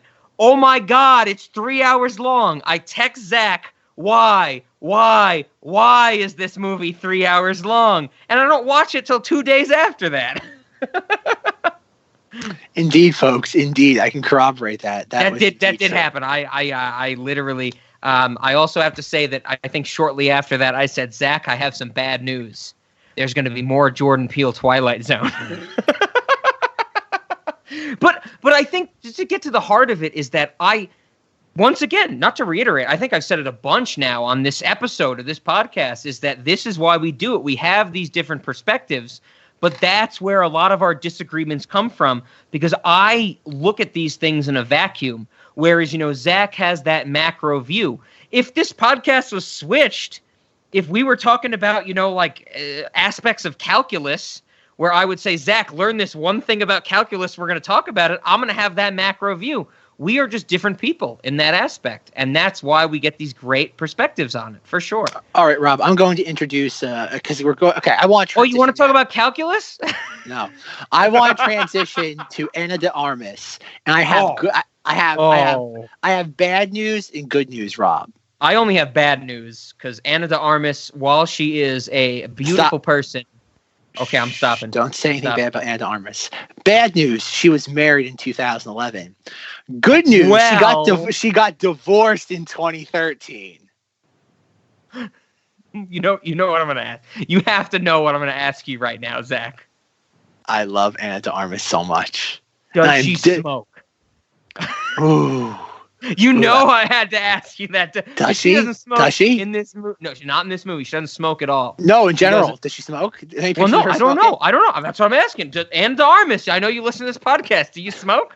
It's not a deal breaker. There's got to be, like, with all the weird perverts on the internet, there's got to be a picture of her smoking if she smokes. I'm kind of on the fence with Ana de Armas, because she is beautiful, but I'm not a big fan of the cherub look, because she's got those chubby cheeks, and like the smile is so overzealous, I feel. There's actually a website that documents all this. There's actually a website that documents the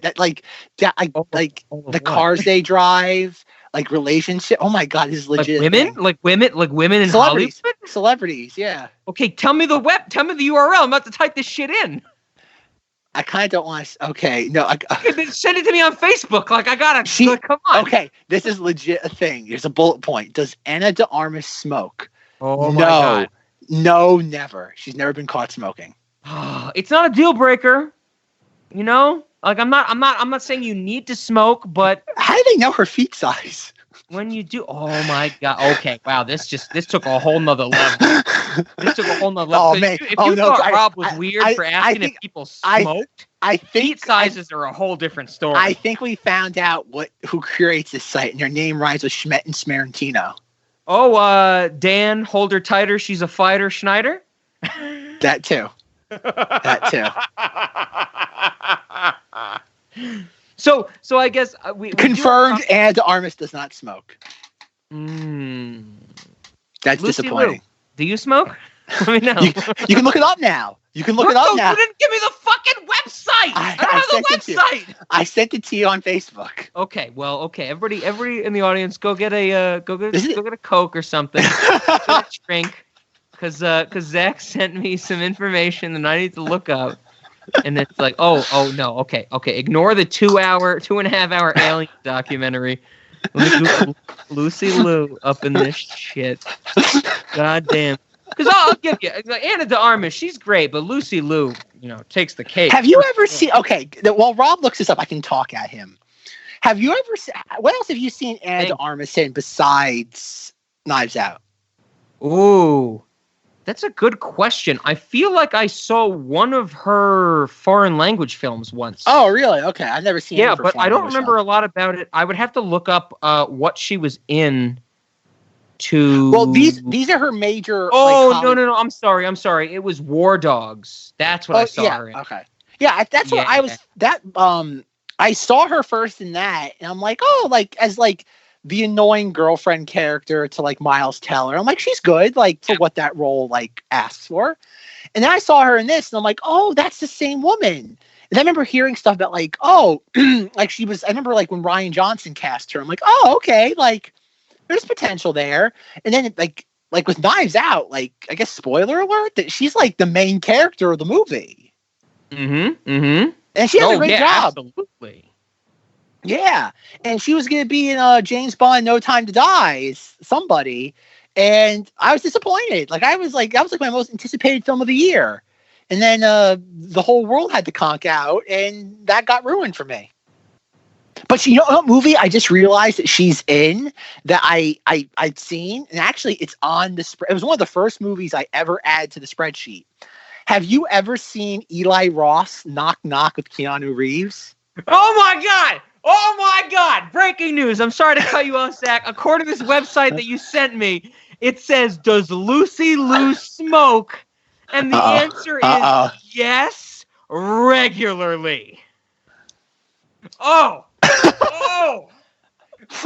Okay. We're about to take a 10-minute break. Cinemoddities. Rob has to go rub one out real quick. Oh my God, dude! Oh my God! Oh, Lucy Liu. Oh, okay. Composure regained, Zach. This is gonna be. We might have to do a whole bonus episode about this website you just sent me because I've never heard about this before. But holy shit! Okay, composure regained. What were you asking me about Anna de Armas or whatever the fuck you were saying? Because Lucy Liu smokes.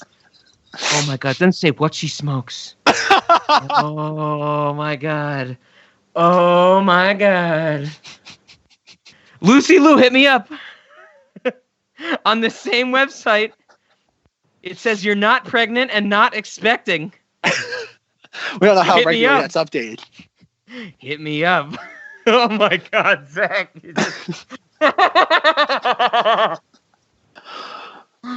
Woo! Okay, Zach. I'm sorry, folks. If you want a physical representation, if you want to see a real life representation of what Rob's going through right now, there's a moment in Blade Runner 2049 where Harrison Ford locks a door and then Ryan Gosling just jumps through a wall. That's what Rob is going through right now. Lucy Liu. Somebody in our audience, please do a supercut where Lucy Liu runs through the door and locks it, and I burst through the fucking concrete to get to her. That's amazing. Oh my God. Oh, I'm not wrong, folks. I'm not wrong. 2 years, Zach. 2 years. This is what we're doing. 2 years. It's Cinemoddities. Oh my God. Okay, Zach. Okay, Rob, I want to add to the spreadsheet as a note for the third year extravaganza. Oh God, really? We're gonna go through this website, pick out our favorite actors. You know how long that is from now? It doesn't matter. We'll figure it out. But that's what we'll do, Rob. That's what we're gonna do. We're gonna pick out our favorite actors and actresses that smoke or whatever weird confirmation we need of their personality traits and hobbies. I mean, sure. I mean, I've said it before. I'll say it again. Smoking cigarettes is bad for you. It's something I don't even do. I don't smoke tobacco. But goddamn, I don't know what it is. Women smoking cigarettes is fucking hot. I don't know. I don't get it. I'm not saying it's a good thing. I'm just saying it touches me in a weird way. Oh God, Lucy. So Rob, how is a corn dog? Okay, I'm sorry, Zach. I'm done. We could spend a literal hour of me just talking about Lucy Liu, but that's not this episode. So yes, Rob, I'm sorry. Here we go. Go for it. Rob, tell me about the robot hologram sex scene. Oh, okay. We were on Anna de Armas. We have to talk about this. I have two things to say about this. One is in the context of this franchise and possible sequels. One is in the sense of, what the fuck am I watching? This was so weird to me. And I want to, even before we got to the 3-way or 2.5-way sex scene between 2 replicants and a hologram, I had the note, I'm going to read it verbatim. This hologram girlfriend, played by Ana de Armas, is some insanely weird and creepy sex robot shit, and I don't know if I like it. When she first appears in the movie, that was my feeling. But then it goes on to me making the note, hologram woman wanting to be real for replicant baby man so it projects over a real person is so fucking weird. I kind of like that. This made me really uncomfortable because in the context of the movie, just to get everybody on board, we have a person who we don't know is a replicant yet. We find out is a replicant later, played by Dylan Roof, Terminator. Yes. This replicant is there to be synced up with Ana de Armas' sex hologram. She's not a sex hologram. She's a girlfriend hologram. Girlfriend hologram. Yeah, you're right. She's not sexually active. She's very much like, it's the girlfriend experience. Yeah, I would describe it as like kind of the housewife experience, it seems. Sure. And somehow housewife hologram recruits Dylan Roof Terminator so they can sync up together. So Dylan Roof Terminator's face will kind of look like housewife hologram, and she can touch and feel and fuck Ryan Gosling, who's a replicant. This is so weird. This is really weird to me. And I guess just to put in perspective, in terms of the real world, Rob legitimately has the opinion that sex dolls are weird. Rob does not like sex dolls. I don't know what Zach's opinions are on sex dolls. You know what? On the Rob version of this website, we will make sure to make a note that says sex dolls equal big no. Don't send me a sex doll because, as we've talked on this podcast, Chucky dolls, Dark Crystal puppets, they all make me weirded out.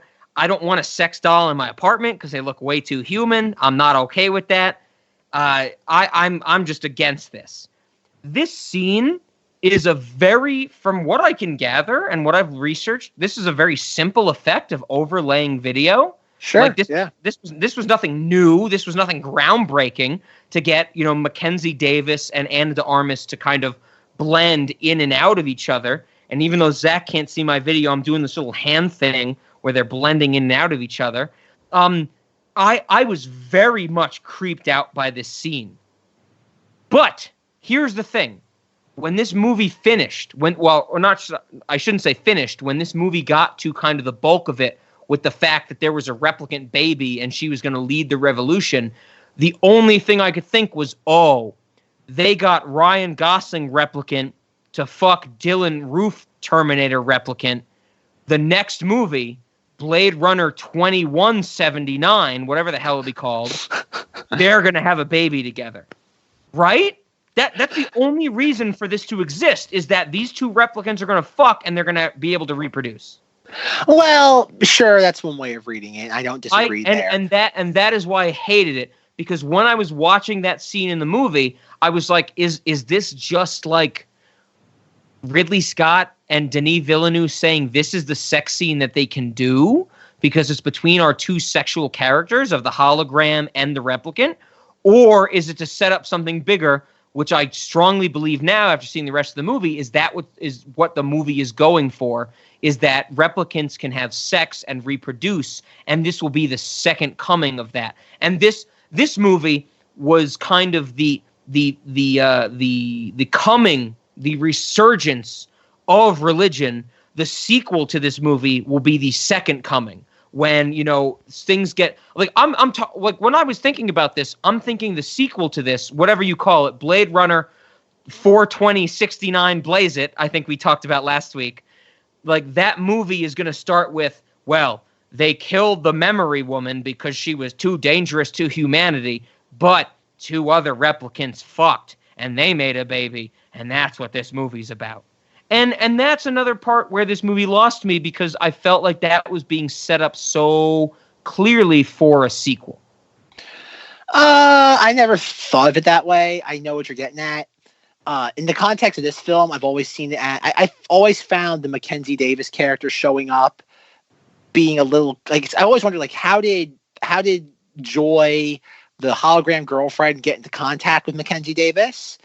But this is where I do think it's a little contrived for the plot, because the only reason why Mackenzie Davis shows up is to put the tracking bug in his coat pocket for them to later find him in Harrison Ford's high rise. I give you that, but the thing that broke this wide open for me was that scene when we get Mackenzie Davis going through, Dylan Roof, Terminator, going through Ryan Gosling's room, and Ana de Armas hologram shows up, and she's like, "What are you doing? We're done with you. We're ready to leave." And very clearly, Mackenzie Davis says the line, "I've been inside of you. There's nothing there." And that to me says, when Mackenzie Davis says there's nothing inside you, she's saying there's something now inside me, the seeds of a future replicant humanity. Well, sure. That's your pregnancy. I've got no problem with that. I could see them pull it if they ever did make a third Blade Runner movie and they want to continue this storyline. Yeah. I don't know, but again, how I interpret that is it's more that Tech Valley, tech industry BS of the differentiation between different forms of AI. Because think about it, there is a level of, I don't want to say classism, but there's almost like a different layers of artificial intelligence in this movie. Yeah, I think classism or casteism is a great way to put it. Yeah, because think about it, because you have replicants, which are, in the context of this movie, the next closest thing to human beings, and then you have holograms, which are somewhat close, but also are physically removed. Mm-hmm. Because you even have a moment in this too when Love destroys the little, what do you want to call it? Emanator. The emanator. That right before she steps on it, Joy shows up to tell Joe that she loves him. Please, no. That's That's one of the stupidest parts of this movie. Folks, one day he's going to fail his baseline test, and he's going to realize that he's a replicant.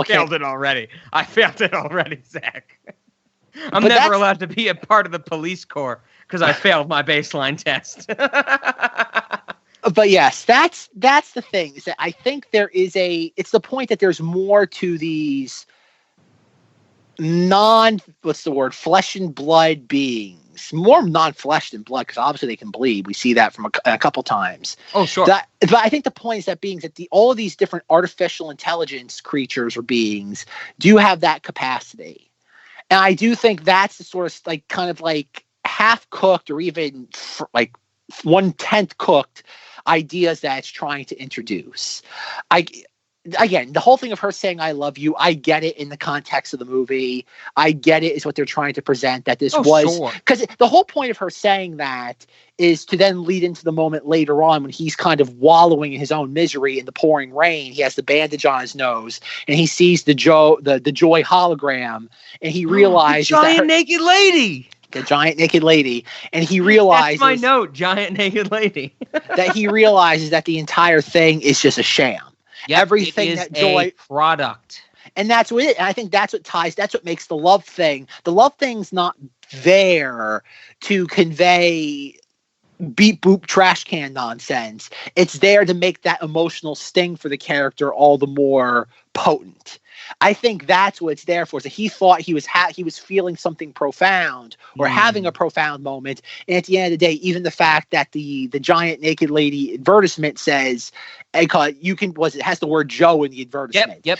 You can be my regular Joe, that type of thing. And that's the point. That's where I will give you that part of the movie worked for what it was going for in that message. Because even earlier when, Ryan Gosling goes to the Wallace Corp and talks to Love, we get the scene where Love is like, "I see that you are a user of our product, Joy. How do you like it?" And he's like, "It's great."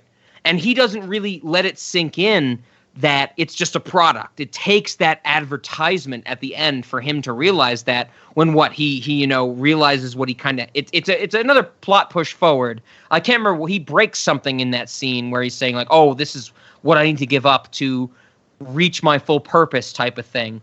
And I'll give you that works absolutely, because not only does it work in the sense of thematically, but it works in the sense of visually, because to him, Ana de Armas is, the brunette girl in some fancy dresses here and there. And when he finally sees the advertisement, it's Ana de Armas with blue hair in a pink dress, takes off her clothes. She's naked, giant naked lady, talking about how she's ready to, satisfy his desires. And that's finally a true grandiose separation between what we've gotten and what is real, for sure. Yeah. Yeah, no, I know what you're getting at. Yeah, and that worked for me. And of course, like giant naked lady. That's just something every movie needs, right? Sure, Rob. If only she was smoking a cigarette. Well, no, she was a hologram.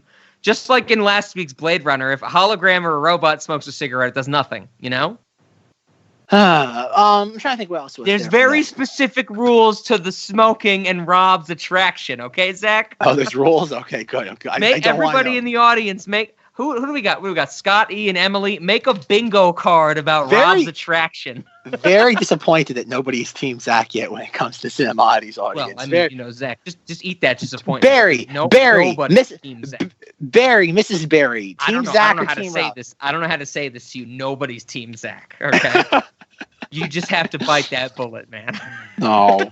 But okay, one final thing. As much as that hurts me, because I love you, Zach. Nobody's Team Zack. Oh, jeez. Okay, one final thing about Ana de Armas before we switch gears. I feel like that was very mean. That's fine. I'll take it. Again, remember, folks, the worst thing Rob has ever done to me on this podcast is the meanest thing he's ever said, ever to me. And our audience knows this, and Rob knows it. He's never hurt me. Children? He's never. No. Rob's wrong. He's ignorant. I can forgive ignorance.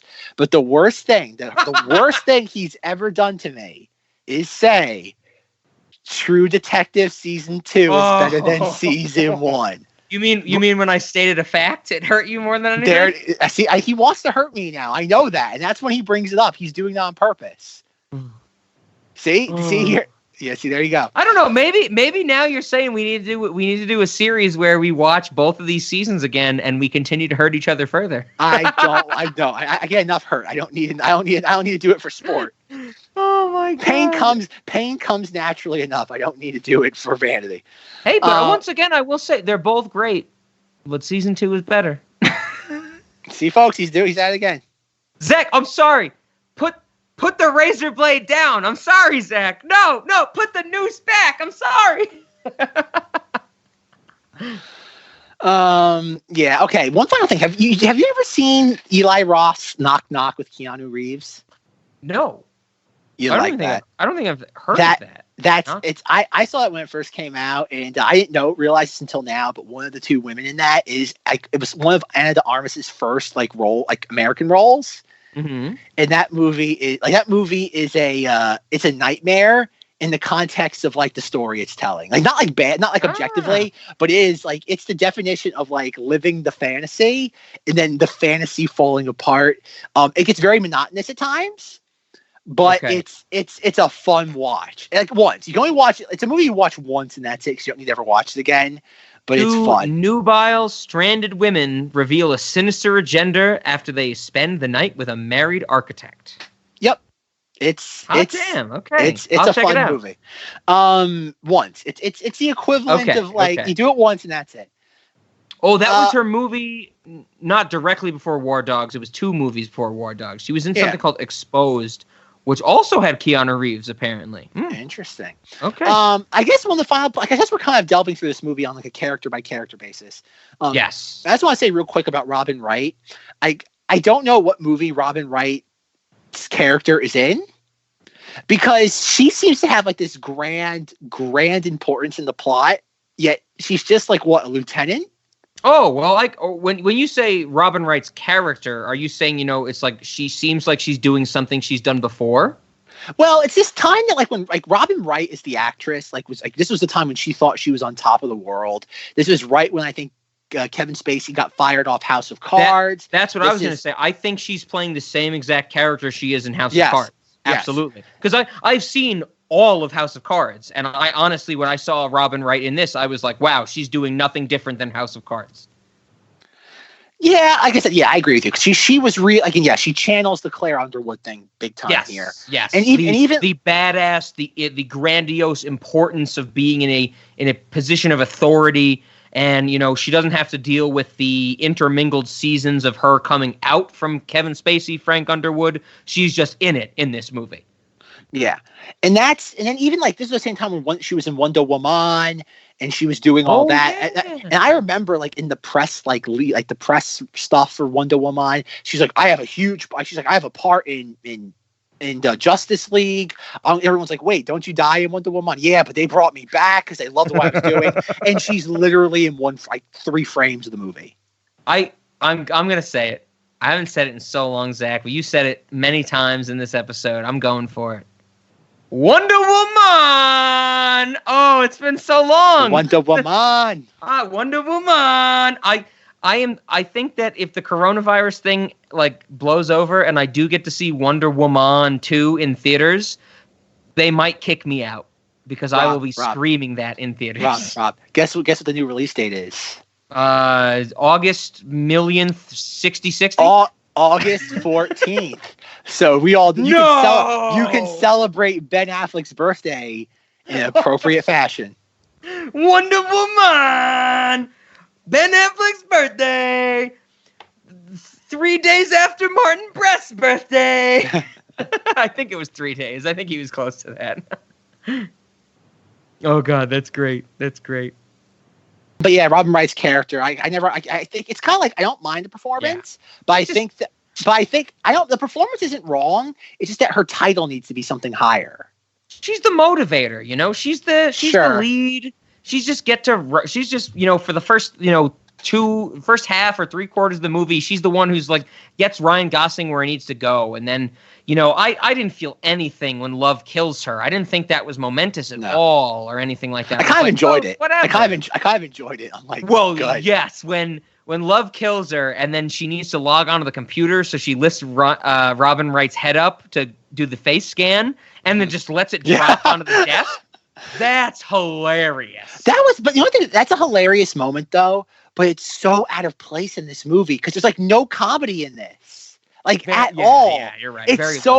It's a really like it works, but it's jarring because of just how well it works. And there's nothing. I think name another funny moment in this movie. Well, you're right. I think that's one of the only moments where you have actual surface level comedy. Everything else I think is very dry. With Harrison Ford showing up, it's very dry comedy. With Agent K. Tommy Lee Jones, performing some of his, stuff with, say, Dave Bautista or his stuff with the Doctor in the Bones sequence. It's all very dry wit. It's only really that moment that I can think of with Robin Wright getting her head dropped on the desk that is straight comedy. Mm-hmm. Yeah. Yeah, it's, again, I got no problem with it, though, but it's kind of jarring in the context of the movie because it doesn't really fit in. But I guess it happens even with every time Love kills somebody. Like, all of her kills are somewhat comical. Like, she takes what's this guy named Coco? She kind of snaps in the back of the head. And the guy from The Dark Knight. Yeah, she punches him so hard, his, eyes start to bleed. Yeah. She breaks his neck. She punches his neck from the back. And I guess that's meant to be comical in a very dark, cynical sort of way. Mm-hmm. And then you have her wiping out all the bums in the wasteland with the drones with her. Yeah, when she's getting her nails done. Fire. Move to the 30 degrees to left. Fire. I guess that's maybe what I'm missing. Maybe it's not jarring. Maybe it's the fact that it is in character. That all of her deaths have this weird sort of dark humor to them.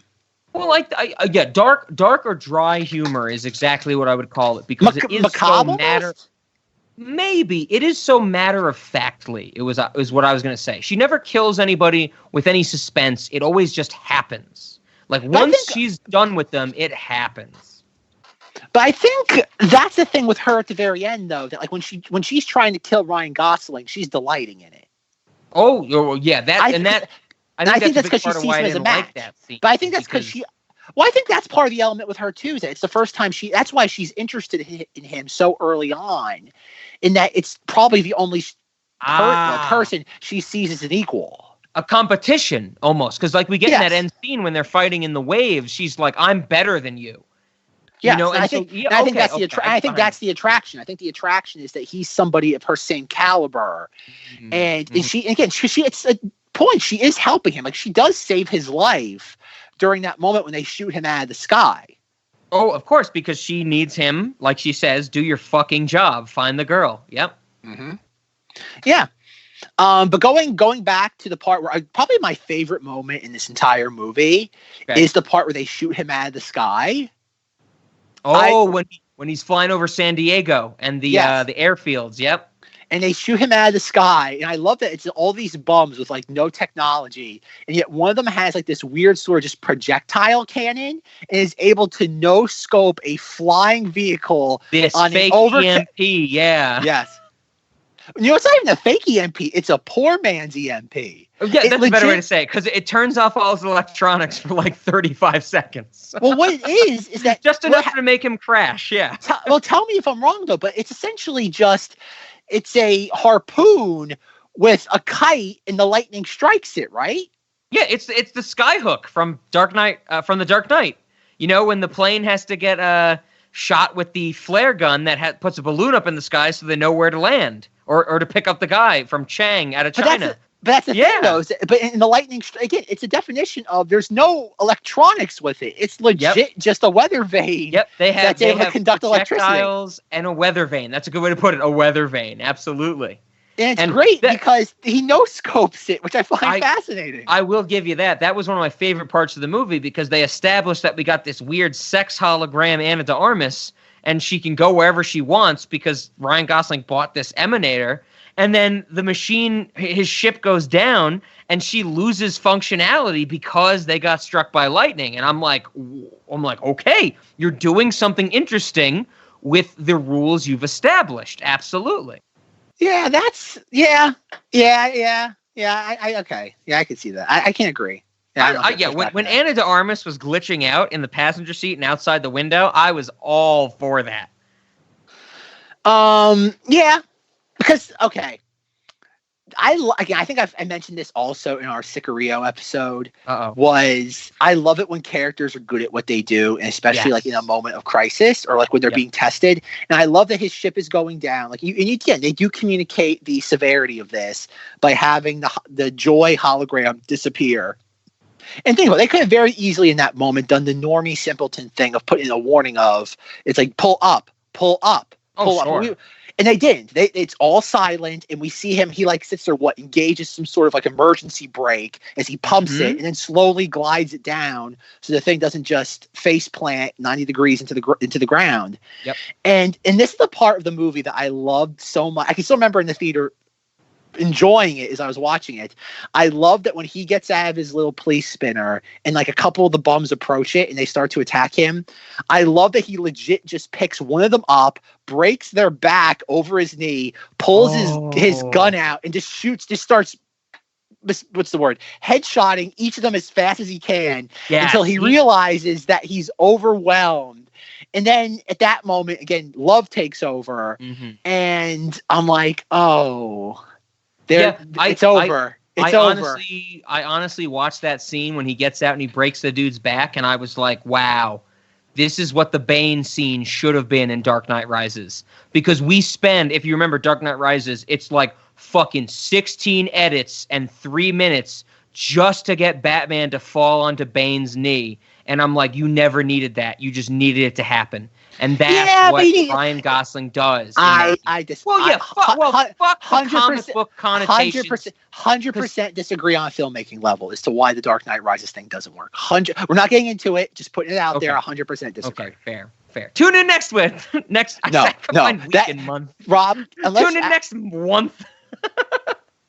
Rob, I think we can both agree we are never covering The Dark Knight Rises on this podcast. I think we can, unless we do a Christopher Nolan series, which I don't think we'll ever do. And if we do, we will be skipping the Batman movies. Skip those. We would just do Prestige, Insomnia, Memento. Yeah, Inception.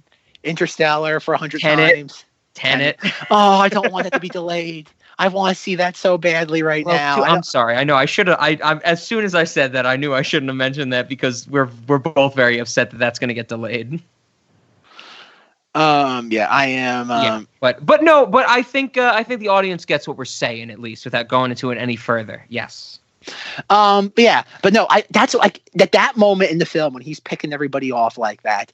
When I heard this, when I read the description of Blade Runner for the first time in like 2007, and I know that's stupid to want from this. Is you want like that visceral action. It's what you picture. It's what you envision. That's what you picture. You picture a Blade. When you read a story of a movie, it's called Blade Runner. What's it about? It's about a group of detectives that hunt defective and on the run robots. And then you read not robots, replicants. Then you read what replicants are like. Wow, that's a great concept. And that's what you imagine. And instead you get the 1982 film of just people standing still under neon lights for 2 hours. Have you ever felt exposed or used by the gathering of performance artists here? What do you mean? I don't know. I'm just making a nasally voice for no reason that makes no point in the plot in the movie. Yeah, indeed. And I guess speaking of that, we have to transition to the last major character of the film we haven't talked about. Good old Han Solo? Good old Harrison Ford. Okay, so Zach, before we talk about Harrison Ford, do you have a piece of cheese about you? I would really like a piece of cheese. I have longed for a piece of cheese for a long time. Toasted. I didn't happen to have a piece of cheese about you now, would you, boy?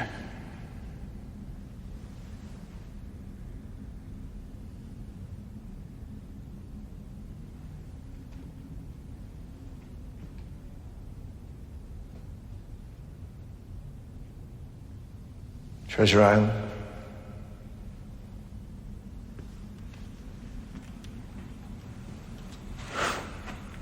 He reads. That's good.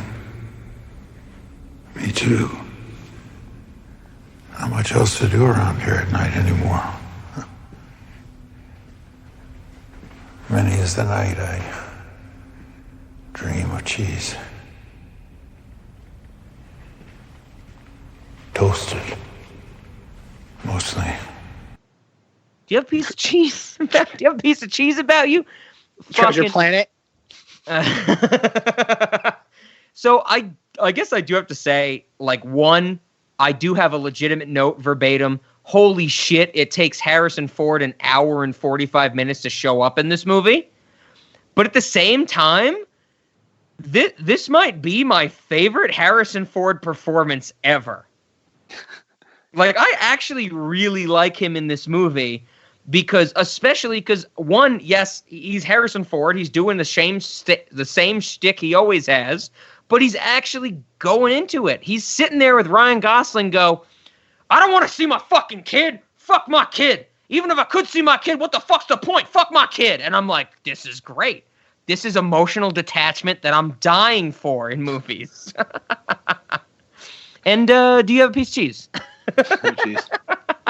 So I honestly, I wanted to jump this off with saying I really liked Harrison Ford in his intro in the Vegas scenes in this movie. I did not really like him in the Jared Leto scene and later on where he's just a fucking MacGuffin almost. But his intro scene with the Las Vegas stuff, with his dialogue, with the cheese, with the dog, is the dog real? Who fucking cares, you know? And I love that stuff. This was another one of my favorite parts of the movie, Harrison Ford. Yeah, and it's funny. Everyone's trying to give Harrison Ford a lot more credit for acting like he didn't want to be there after The Force Awakens, and yet, and I don't know. I kind of disagree with you that it works in this, but it kind of works. We don't know what Deckard's been up to for how many years, but it's just Harrison Ford doesn't want to be there.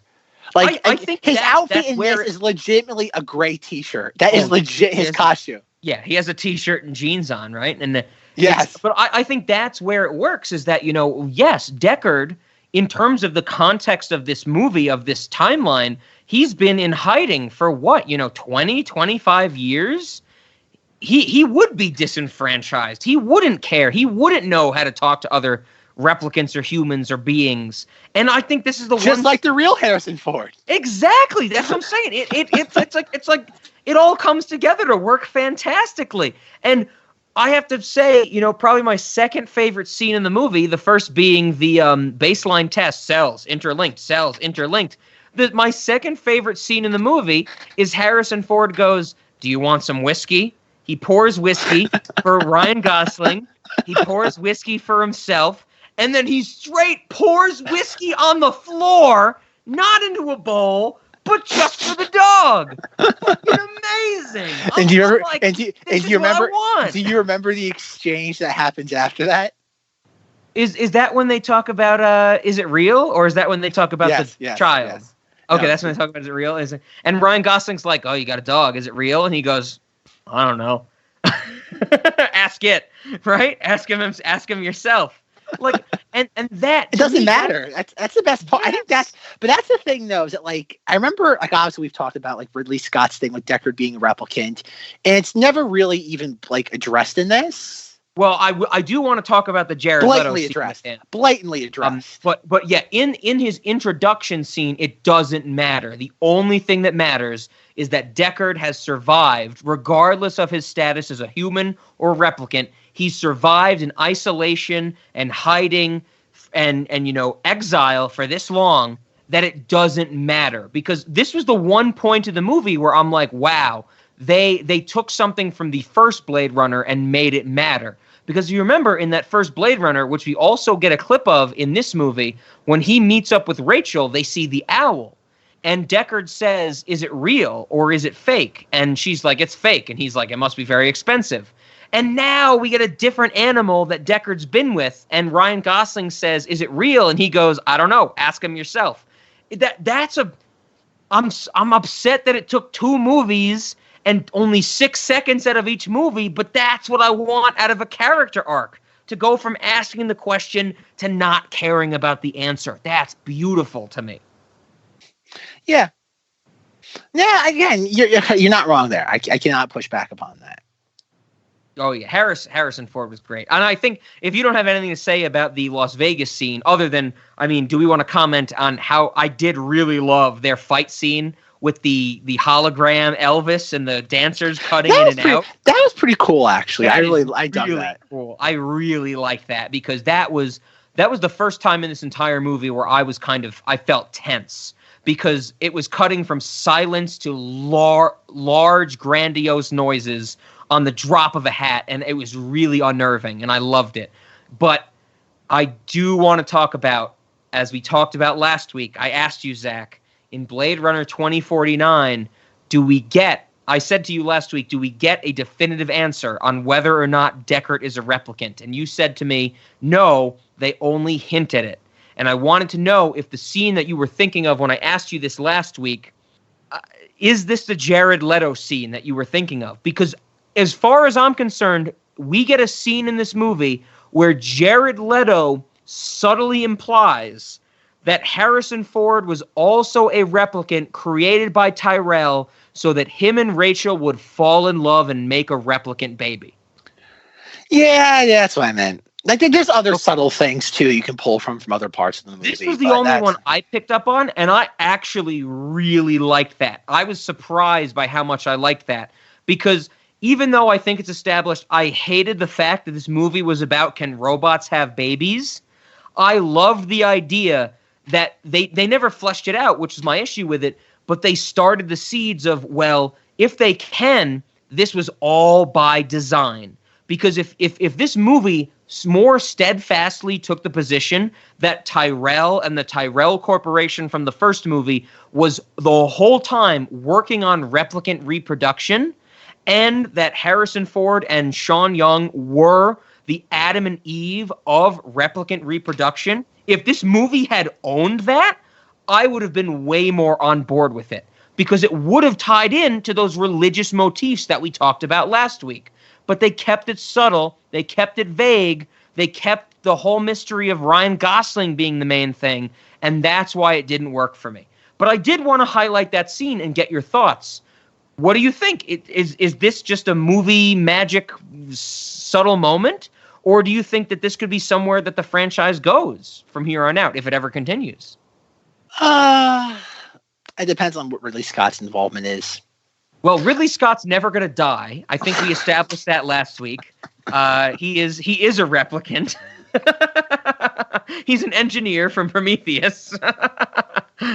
He's only going to die if he gets a face hugger on his face. But no, I mean, honestly, like I said, I really loved this scene because it was getting at the subtle motifs of what we talked about last week with Blade Runner. And I wanted more of it. I didn't want this subtle nonsense because I guess just to go further with this, the movie doesn't own it. The movie is about, wow, there's a replicant child. But the movie never owns it. The movie never says, I agree. Is it two replicants that make a baby? Is it a replicant and a human? Is it a replicant and a human, but the replicant has human parts? They never flesh it out. And that's as big of a problem to me with inconsistency as leaving it vague. Because I just can't get behind that. Again, I think a lot of that Jared Leto stuff was seeding going forward. Considering that I think Harrison Ford's another one of these people that is the franchise. Big villain, like we said. Mm-hmm. No, I guess I want to ask you what without the throw away all the nonsense, put your Rob hat on for a second, Zach. What do you think? Do you think that two replicants can have a baby? Is that what Tyrell was going for? Or was this the Immaculate Conception? A miracle, as Dave Bautista says. In the context of the movie, you have to, again, I don't think that... You're asking me in the context of the movie or in the production of these movies? I'm asking you from your deepest heart of hearts, what do you believe? I'm asking you on a literal human opinion, Zach. What do you think? Those. Yeah. That might be an acceptable answer. Rob goes, what do you think in your deepest heart of hearts? And Zach goes, I don't like that. No, that's an acceptable answer. But, that's kind of where this movie left me with the vagueness of this idea, especially because we haven't even talked about it. That's kind of what Ryan Gosling, when he's left for dead by the Wallace Corporation now, by Love, he gets rescued by the replicant rebellion people. And they're like, you need to work with us. We're going to rise up and gain status because our people have had a child. And I'm sitting there like, it's never been established that your people had a child. Them saying they're their own masters because two replicants can have a child is very different from them saying we have a place in humanity because a replicant and a human can have a child. There's a huge difference in me. Or to me, in that aspect. And the movie never makes that clear. I can't get on the side of the replicants and rebelling because it's never made clear. Does it take one of each species, or is it just the replicants? That's an important distinction. Okay, this is really an unsatisfying answer, but that part of the story never interests me. I don't care. Welcome to Cinemoddities. I've never been. I hear you. Of all the times I've watched this film, I've never been invested in that part of the plot. But I agree. Okay, I'm sorry. Continue.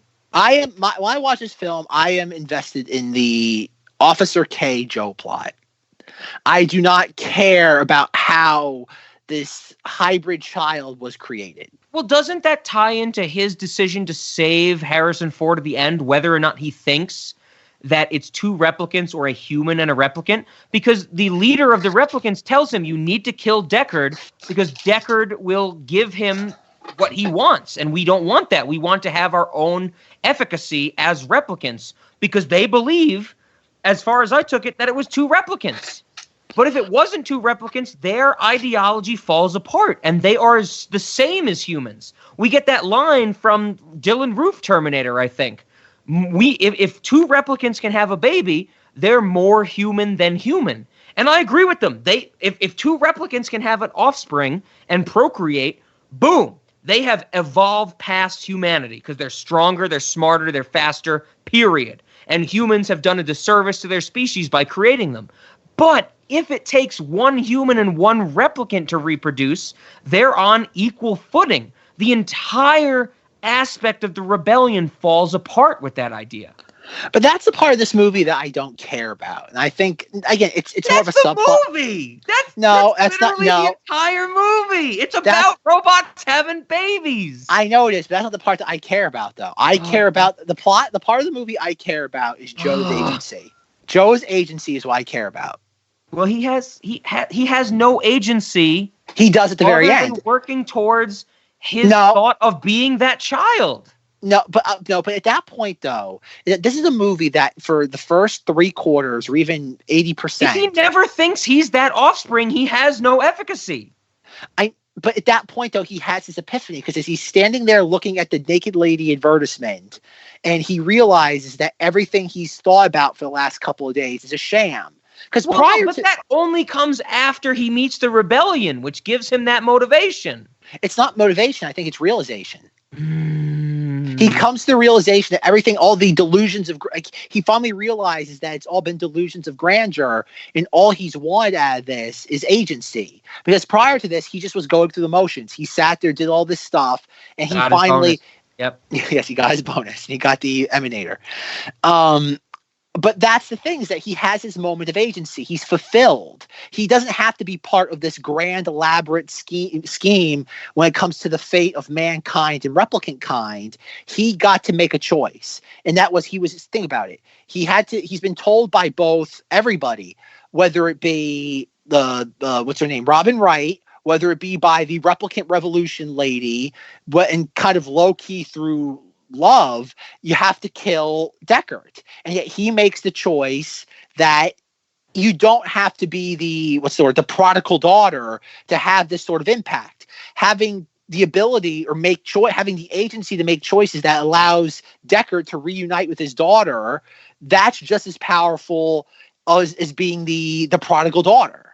But he's doing that at the end for the rebellion. No, he's not. No, he is. No, the rebellion he tells meets Harrison Ford. No, he meets Harrison Ford. Oh my God! No, you're wrong, Zack. No, the revolutionary replicant lady tells him to do what to Deckard? Kill Deckard. And and I think it's fair to assume that the woman who's the head of the revolution speaks for the revolution, right? Yes, but she wants him to kill Deckard because she thinks.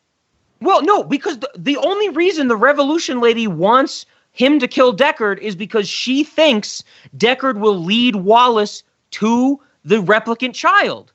And that's not the case. That's what literally happened. But that's literally what happens at the end of the movie. No, he leads Deckard to the child. He doesn't lead Wallace. Like, Deckard has moment but the reason refusing Wallace. I know Deckard refuses because Deckard doesn't matter in this movie. He's there for fan service. But it comes back. Yes. But the point being that the replicant lady, how I interpret it, is that she wants Deckard killed. Because think about it. Deckard is going to ruin her plan. Because if Wallace is ever able to get a hold of Deckard, like we've said, the whole thing falls apart for whatever reason. Obviously, Deckard, whether he's a replicant or a human being, there's something unique about him that was able to, even I think Wallace says it, he's able to unlock the puzzle. He has the lock and you're the key. Yes. Yes. Deckard is the key to this regardless of whether he's a replicant. That's what I mean. That, it doesn't matter whether he's a replicant or not. He has the ability. It doesn't matter how he got there. He has the ability. But the reason why Replicant Lady probably would have killed Deckard too if it weren't for the fact that she never knew where he was. Think about having him around is a liability. And by Joe rejecting everybody who wants him to wipe out this lineage, think about it, everybody wants this entire lineage to be wiped out. Every single character except for Wallace because for his own selfish beings. And he even says that he's going to for study. He's going to kill Deckard in order to study him.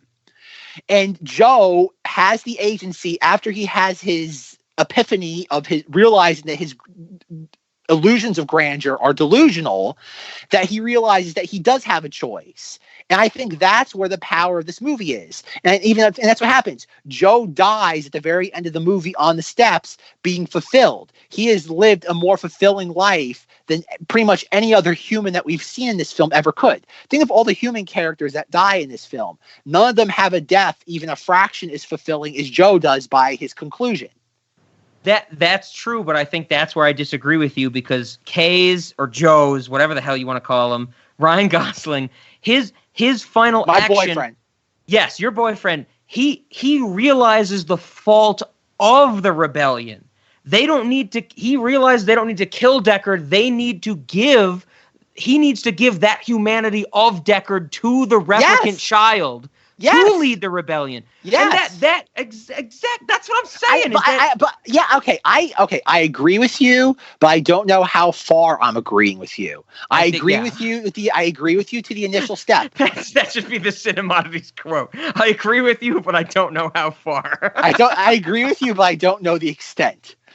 But yeah, I agree with you. I think Joe's overall thing by the end, his arc of the film is going from a person that's just following orders to a person that has agency. He does get agency, and it's agency to benefit the motives that have been put forward for him. Yeah. But with any of us though, we can have agency in any given moment, and chances are whatever decisions we make from that agency will benefit somebody else. The point is he's making the decision. He's no longer following orders, and that's the point I'm getting at. I don't care who's benefiting from his decisions. It's the fact that he's making the decision. Because he's given an explicit order to kill Deckard, and he chooses not to. He could have very easily, when he was blowing all those spinners out of the sky, he could have blown that one out and been like, okay, done. He's deliberately making a choice to save Deckard because he's making that decision is his, and he's not doing it on behalf of anybody anymore. And I think that's the whole thing when it comes back to humans versus replicant rights, is the fact that the replicants don't want, or at least in the context of Joe as an individual isolated case, he just wants the agency to do like anybody else wants. He does not want agency to lead a rebellion. He doesn't want agency to murder people. He just wants to make the best, like anybody else would want to, as any human would want. He wants to make the decision that he sees best fit without regard for the consequences of it. He wants to make a decision that he thinks will best influence society, not what somebody else thinks. I agree with you there, but I cannot see beyond that. This movie is not just about him. When he makes these decisions, it is benefiting. That's my issue, is because that's the point. To me, the point of this movie is not what Ryan Gosling does as a replicant. The point of this movie for me is the waves that it has on this robot versus human war. Absolutely. And that depends on what sort of context you want to view the movie on. Micro Robots level are bad. That's the context. Micro level or macro level. If you want to view it on the micro level, you take Zack's path. If you want to view it on the macro level, you view it on the Rob. We should kill all robots while we have the chance. Fucking goddamn Raffi Cassidy should be shot in the face. No, you make great points about this, Zach, and I see where you're coming from. I think you put it exactly right when we say macro versus micro, because the movie can be viewed in both ways. And hell, you're not wrong. When I watched this, I definitely had that kind of connection to Ryan Gosling on the micro level, but I refuse to align myself with artificial intelligence ever. Period. That's fine. I'm using him as an audience vessel. That's how I see him. Absolutely. He's the avatar for the viewer. I agree with you, and I guess this led me into something that I did want to ask you about now that we're on that topic, is that I found in my research that there's actually contention between whether or not Ryan Gosling dies at the end of this. Yeah, it's ambiguous. That's fine. No, it's fucking obvious that he dies, because they play the same theme when Rutger Hauer dies. Oh, really? Right? Okay, yeah. It's the same exact musical cue. Like, what? Attack ships on fire off the shoulder of Orion. I watched C-beams glitter in the dark near the Tannhauser Gate.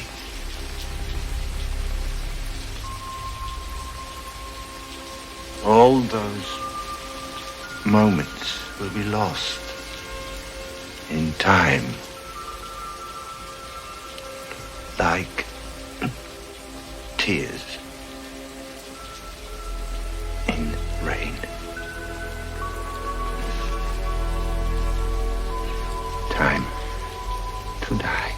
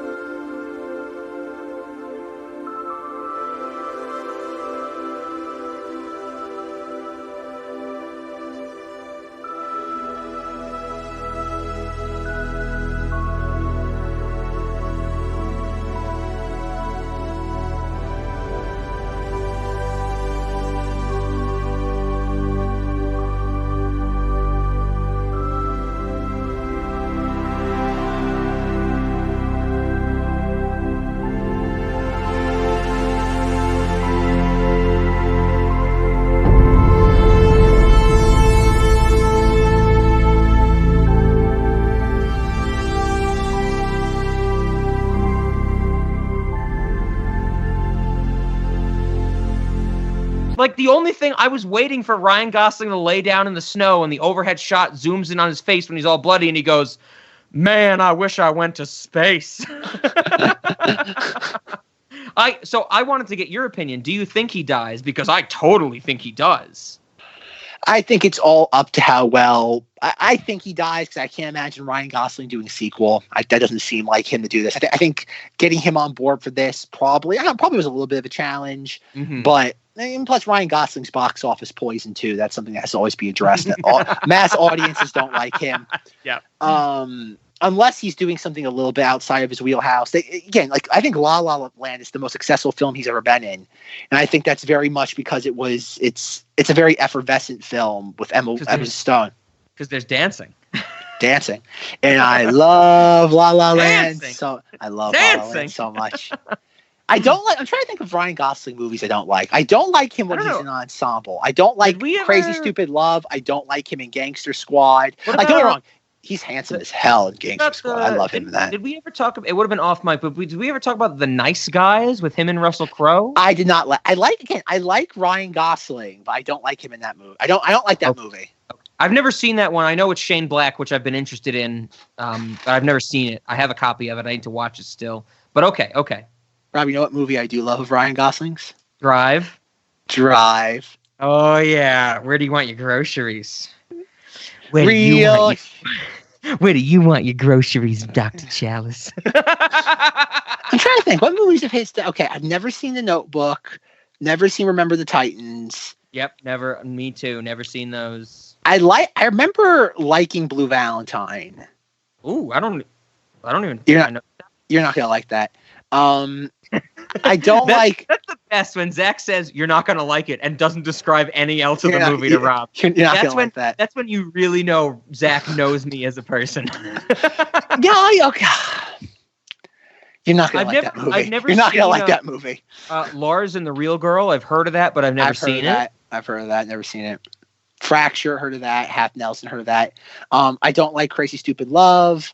I used to love The Ides of March. I really liked that movie. Place Beyond the Pines is fantastic. That's where I was going to go next. I've never seen that. Also. You haven't seen that? No, never. You'd like you'd like portions of that. You would like portions of that movie. Gangster Squad. I know you and I think you and I, Zach, have talked about Only God Forgives.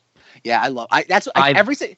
Yeah, I love. Every time I watch it, I love that movie. One of the winding refn movies I've never seen, which I got to check out. I did see The Big Short. Yeah, he's good in that. He's good in that. That was, that whole movie was kind of I thought. I love, as Rob knows, one of my favorite lines in any movies is, "I'm jacked to the tits." Yeah, of course.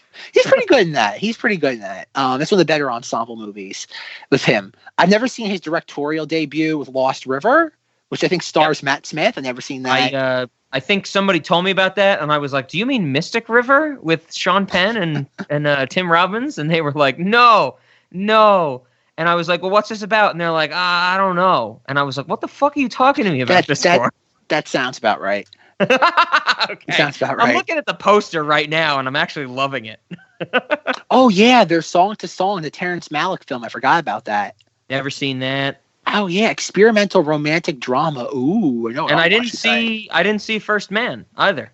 Oh man, Rob, we have a Terrence Malick film starring Ryan Gosling, Michael Fassbender, Natalie Portman, and Rooney Mara. Oh God. It's Terrence. Well, I think we have to discuss, now that we're talking about Ryan Gosling, his greatest role of all time, which we discussed on this podcast.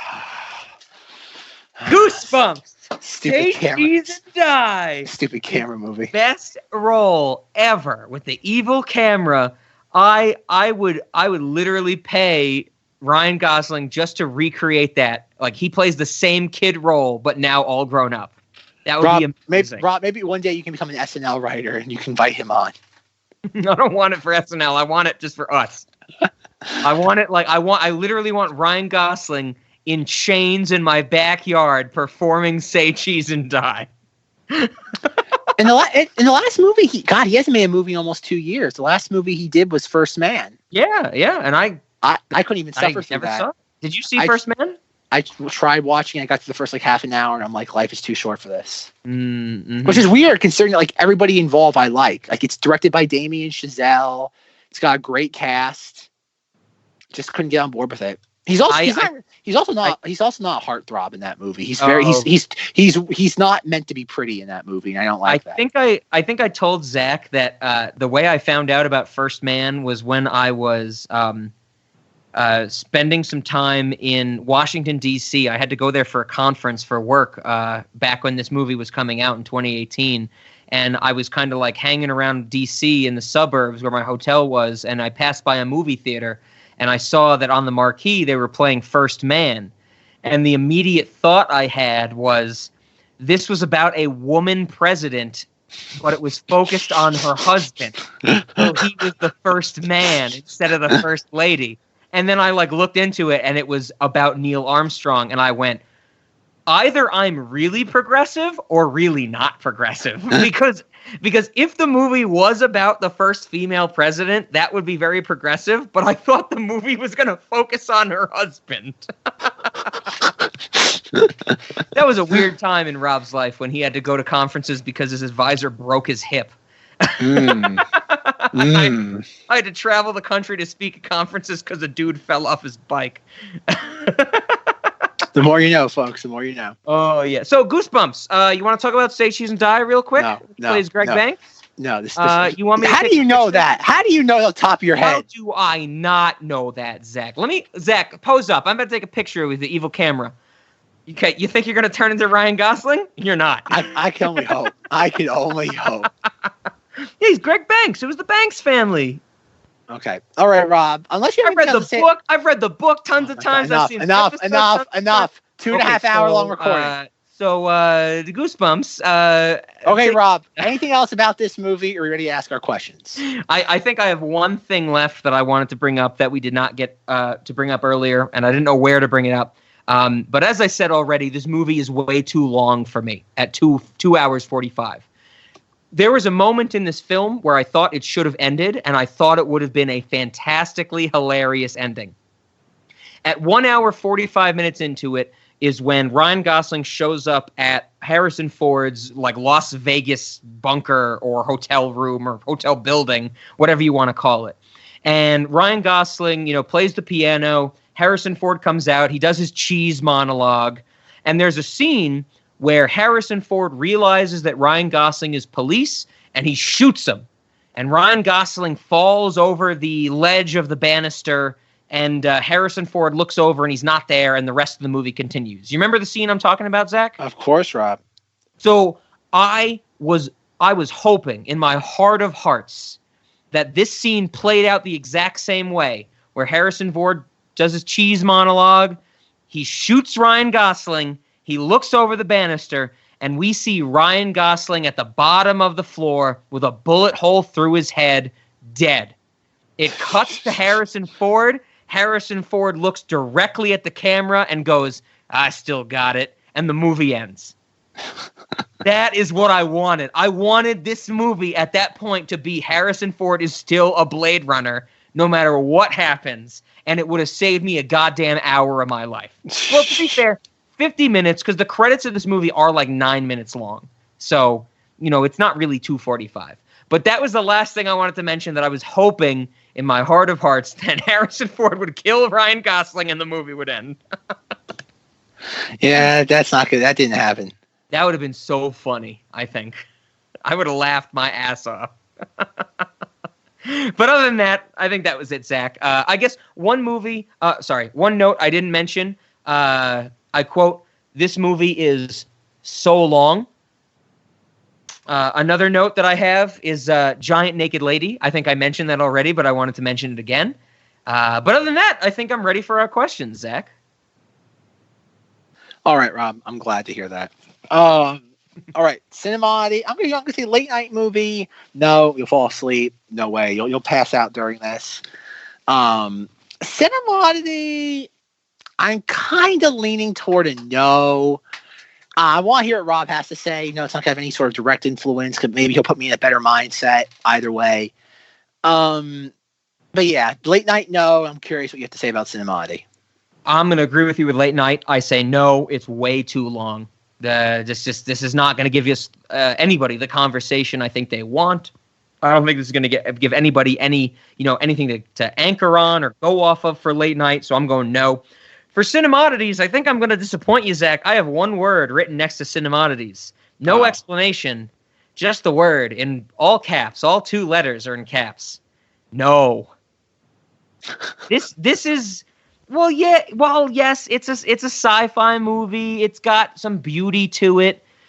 There's nothing to this to me that makes me think it's really worth seeing as a cinematic oddity. And it's just, something I kind of am underwhelmed by, I think, overall. And, when I think of, just to put in perspective, I think something I was really coming at this for Cinemoddities was the Denis Villeneuve take on it. Like I said at the start, I think Denis Villeneuve for me is just a fluke. He made a great movie in Enemy. Everything else has either been offensive or on par, And look for the Cinemoddities episode of Dune coming later this year. Well, that's a guarantee. We will have to discuss that whenever it gets released because of coronavirus. And where are my feelings? If that line is not in that movie, I'm gonna throw a fit, Zach. Like you're gonna hear me in my recording in the theater screaming at the movie if that line is not in that movie. But no, so Cinemoddities, I have to go no. There was nothing that made this stand out to me as anything unique, anything special, anything. Well, sure, of course. I mean, cinematography, it's beautiful, like I said. But other than that, it's a slow slog of getting me to, fall back on my usual opinions of things. And while, yes, I love when you give me your opinions, it makes me think about this more. And maybe I'll have some new thoughts the next time I watch it. But after this first talk and this first viewing, it's just, I guess the best way to put it is a sequel. It's a sequel. And there's nothing that makes it a Cinemoddity for me. I'm going to go yes now because... where are my feelings? It's a yes for me because the first film has been mislabeled a classic by people who don't understand or can't differentiate between quality and nostalgia. True. And this film is able to take a film that's been mislabeled a classic and improve upon that. And think about it, it's a film that, even though you don't like it, it was able to make a structure. I'm not even going to describe the structure. It was able to make a structure on top of the soggiest foundation you can imagine. Marginally. I'll agree with you there. Like I said earlier, I agree with you there.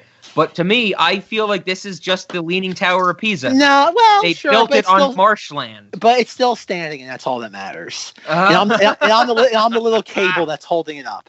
Because this is a film that it's able to do. Think about it. It was able to appease the people who still don't understand nostalgia versus quality, and it was able to make someone like me, who, even though I'm not thrilled with it, enjoy it. It was able to do, and that's very hard to do. Go back to a dusty property and make it work for the old generation and the new generation. It deserves, and considering how rare that is, that deserves credit. And that's why I'm giving it the Cinemoddities. I'll give you my understanding for that, Zach. Absolutely. Thank you. But I think at the same time, I want to ask you: is this movie your replicant Blade Runner? Is this your replicant Baby? This is the predecessor to Terminator Dark Fate. Oh, God. Mackenzie Davis was reading the script for this and I got it. Dylan Roof, Terminator? Did we ever explain that on this podcast? I was thinking about that when I wrote the note, but I'm realizing now we just talked about it for 2 hours, and I said Dylan Roof Terminator more than I can remember. And I don't think that was said here. It was said on Knights of Vader. Yes. Maybe when you're editing this, you can go through it, add a little context bubble explaining it. Hey kids, back when Rob and Zack were thinking about Terminator Dark Fate on this podcast, we ended up doing it on Knights of Vader instead of Cinemoddities. During that discussion, Zack was the one to bring up, and Rob and Zanger corroborated, that Mackenzie Davis, as the Terminator in that movie, was very much looking like Dylan Roof after he was caught and put in custody. I don't think there's much other to be said than if you go to Google and in one tab type in Mackenzie Roof Terminator Dark Fate, and in the other tab you type in Dylan Roof, both into Google Images, you will see that the resemblance is uncanny. Dylan Roof Terminator. Dylan Roof replicant. She doesn't look like Dylan Roof in this movie, though. No, she looks. It doesn't fit. It doesn't make sense that we called her that. She's made out to be attractive in this, whereas she's not in Dark Fate. Kind of. Rob, come on, look at the Dark Fate Mackenzie Davis compared to the Blade Runner 2049 Mackenzie Davis. In comparison, but to me that's like comparing someone like, oh, they're attractive when they're 25 versus when they're not born, you know? These are two completely different things. Oh God. Okay, yes. Yeah, maybe I'll have to see with the editing for sure. But I think we're ready for snacks. Right on. Yes. I didn't have too many. Did you have a lot? This was not a food-heavy movie, right? Cheese and whiskey.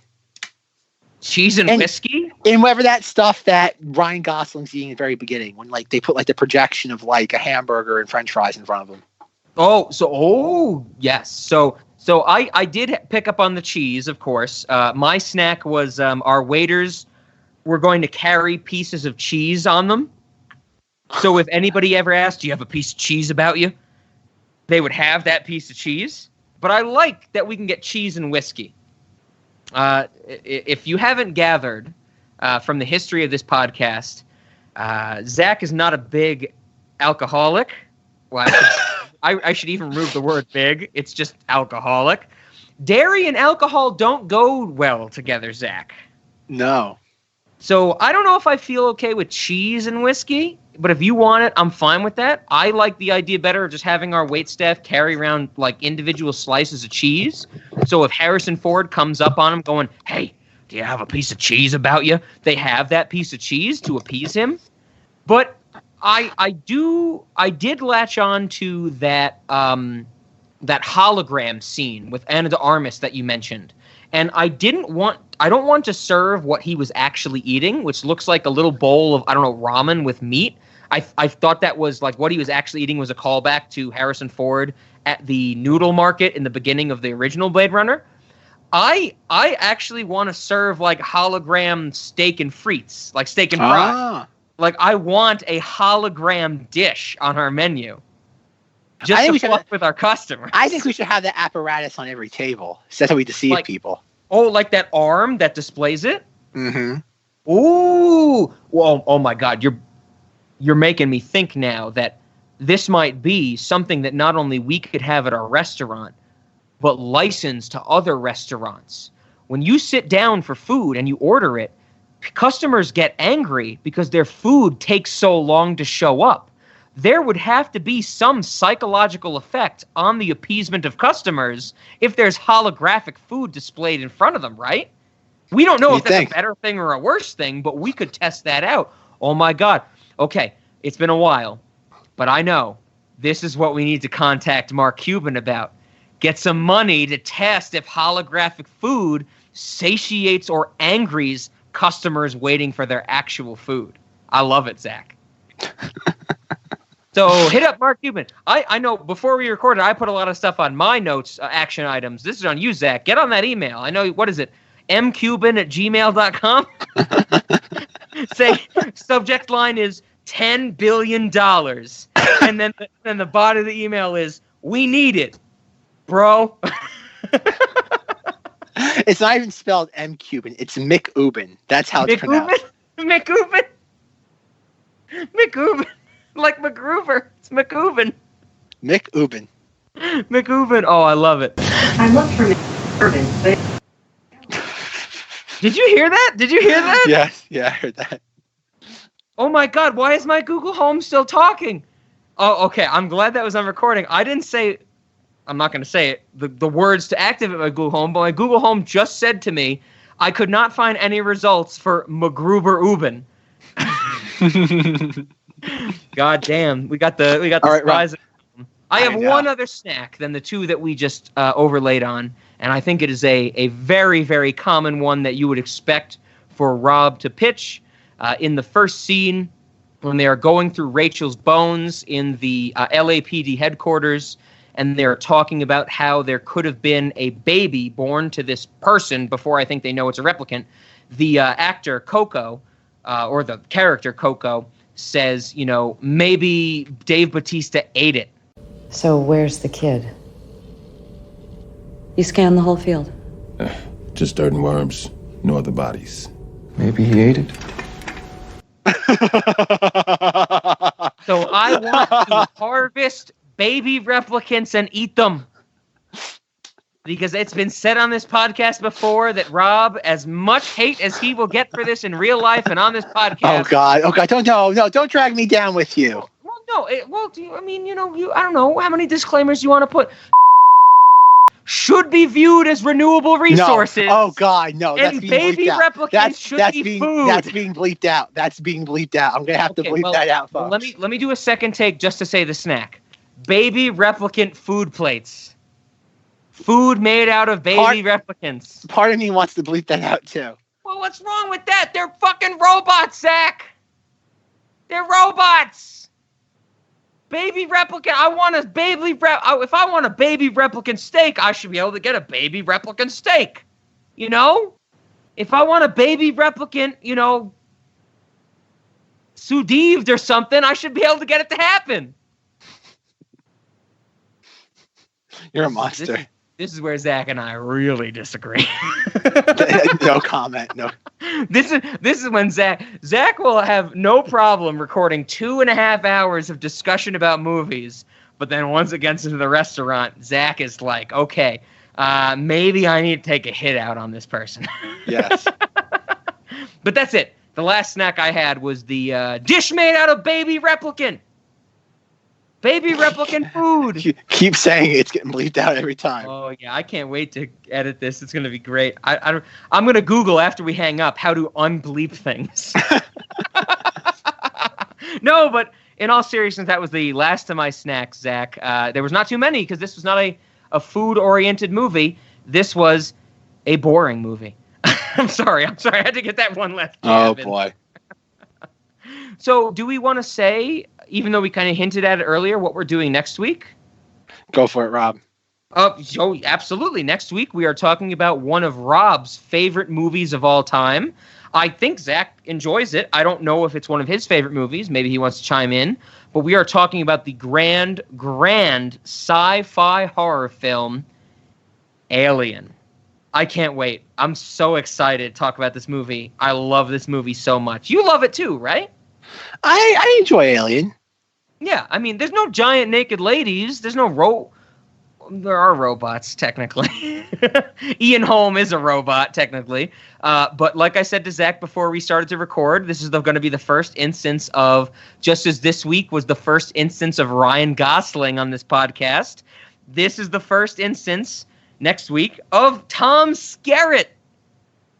The Tom Skerritt Cinematic Universe. And I think as a little bonus intrinsic to next week's episode, we are going to talk about Season 5, Episode 24 of Law & Order Special Victims Unit, in which Tom Skerritt plays a biased judge.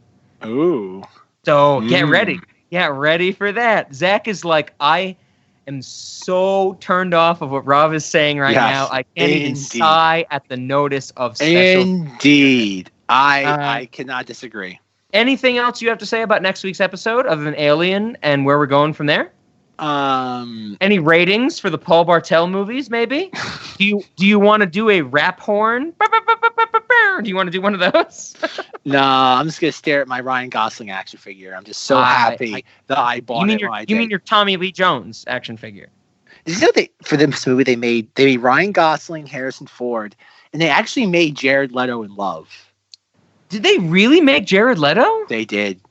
Wait, does he have the whole glaucoma eyes, the blind eyes? Yeah. Oh fuck! What the fuck? Why would you want that? It's not even in his end costume. It's in the costume from the very beginning, where he's in his silk pajamas. Oh, the robe, the kimono type. Yeah. That's fucked. But the Love one's pretty cool. Harrison Ford one's just Love is a good character. Absolutely, she's got that. She's a good actress. What is it?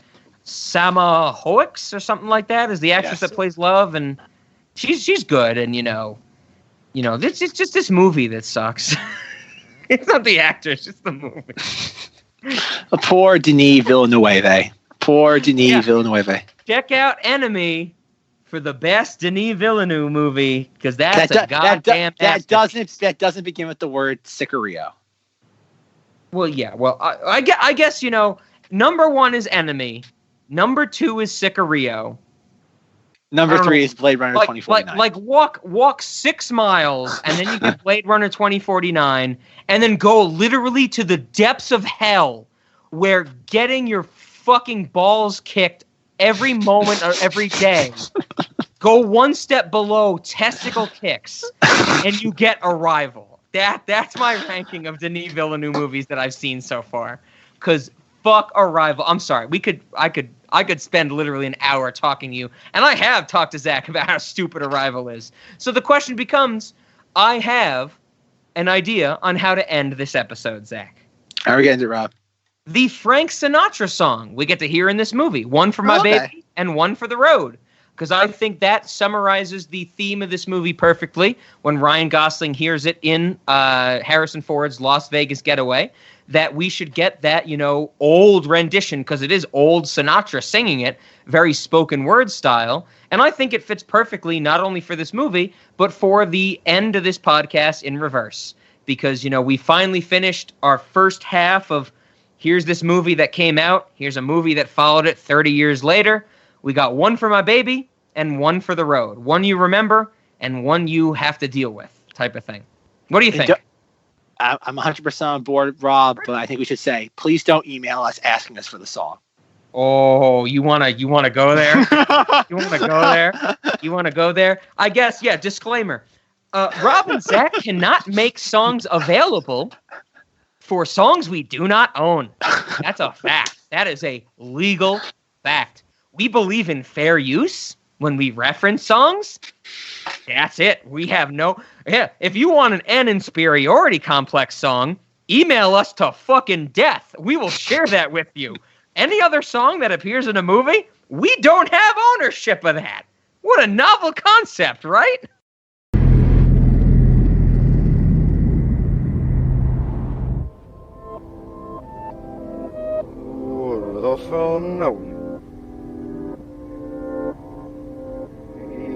Vamos não briga. Só para firma. É dos. Não found the gears do. Andar we. What's so little raga? Pessoas.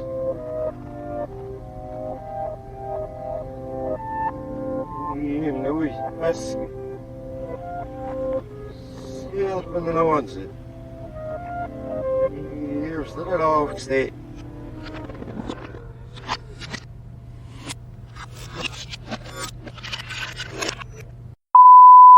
Do that. All right. I am a super duper ultra recording. Okay, how much more should I drink before we do this? I feel stressed. Performance anxiety. Well, no, then I'm going to be a rogue replicant. He drinks. No, he drinks. He drinks during this. Yeah, during the movie, not before his baseline test, right? Who knows what he does? He smells garlic before his baseline test. Like, you telling me I had to cook up some garlic real quick? It couldn't hurt. Now, this should be the cold open. Us discussing our cold open.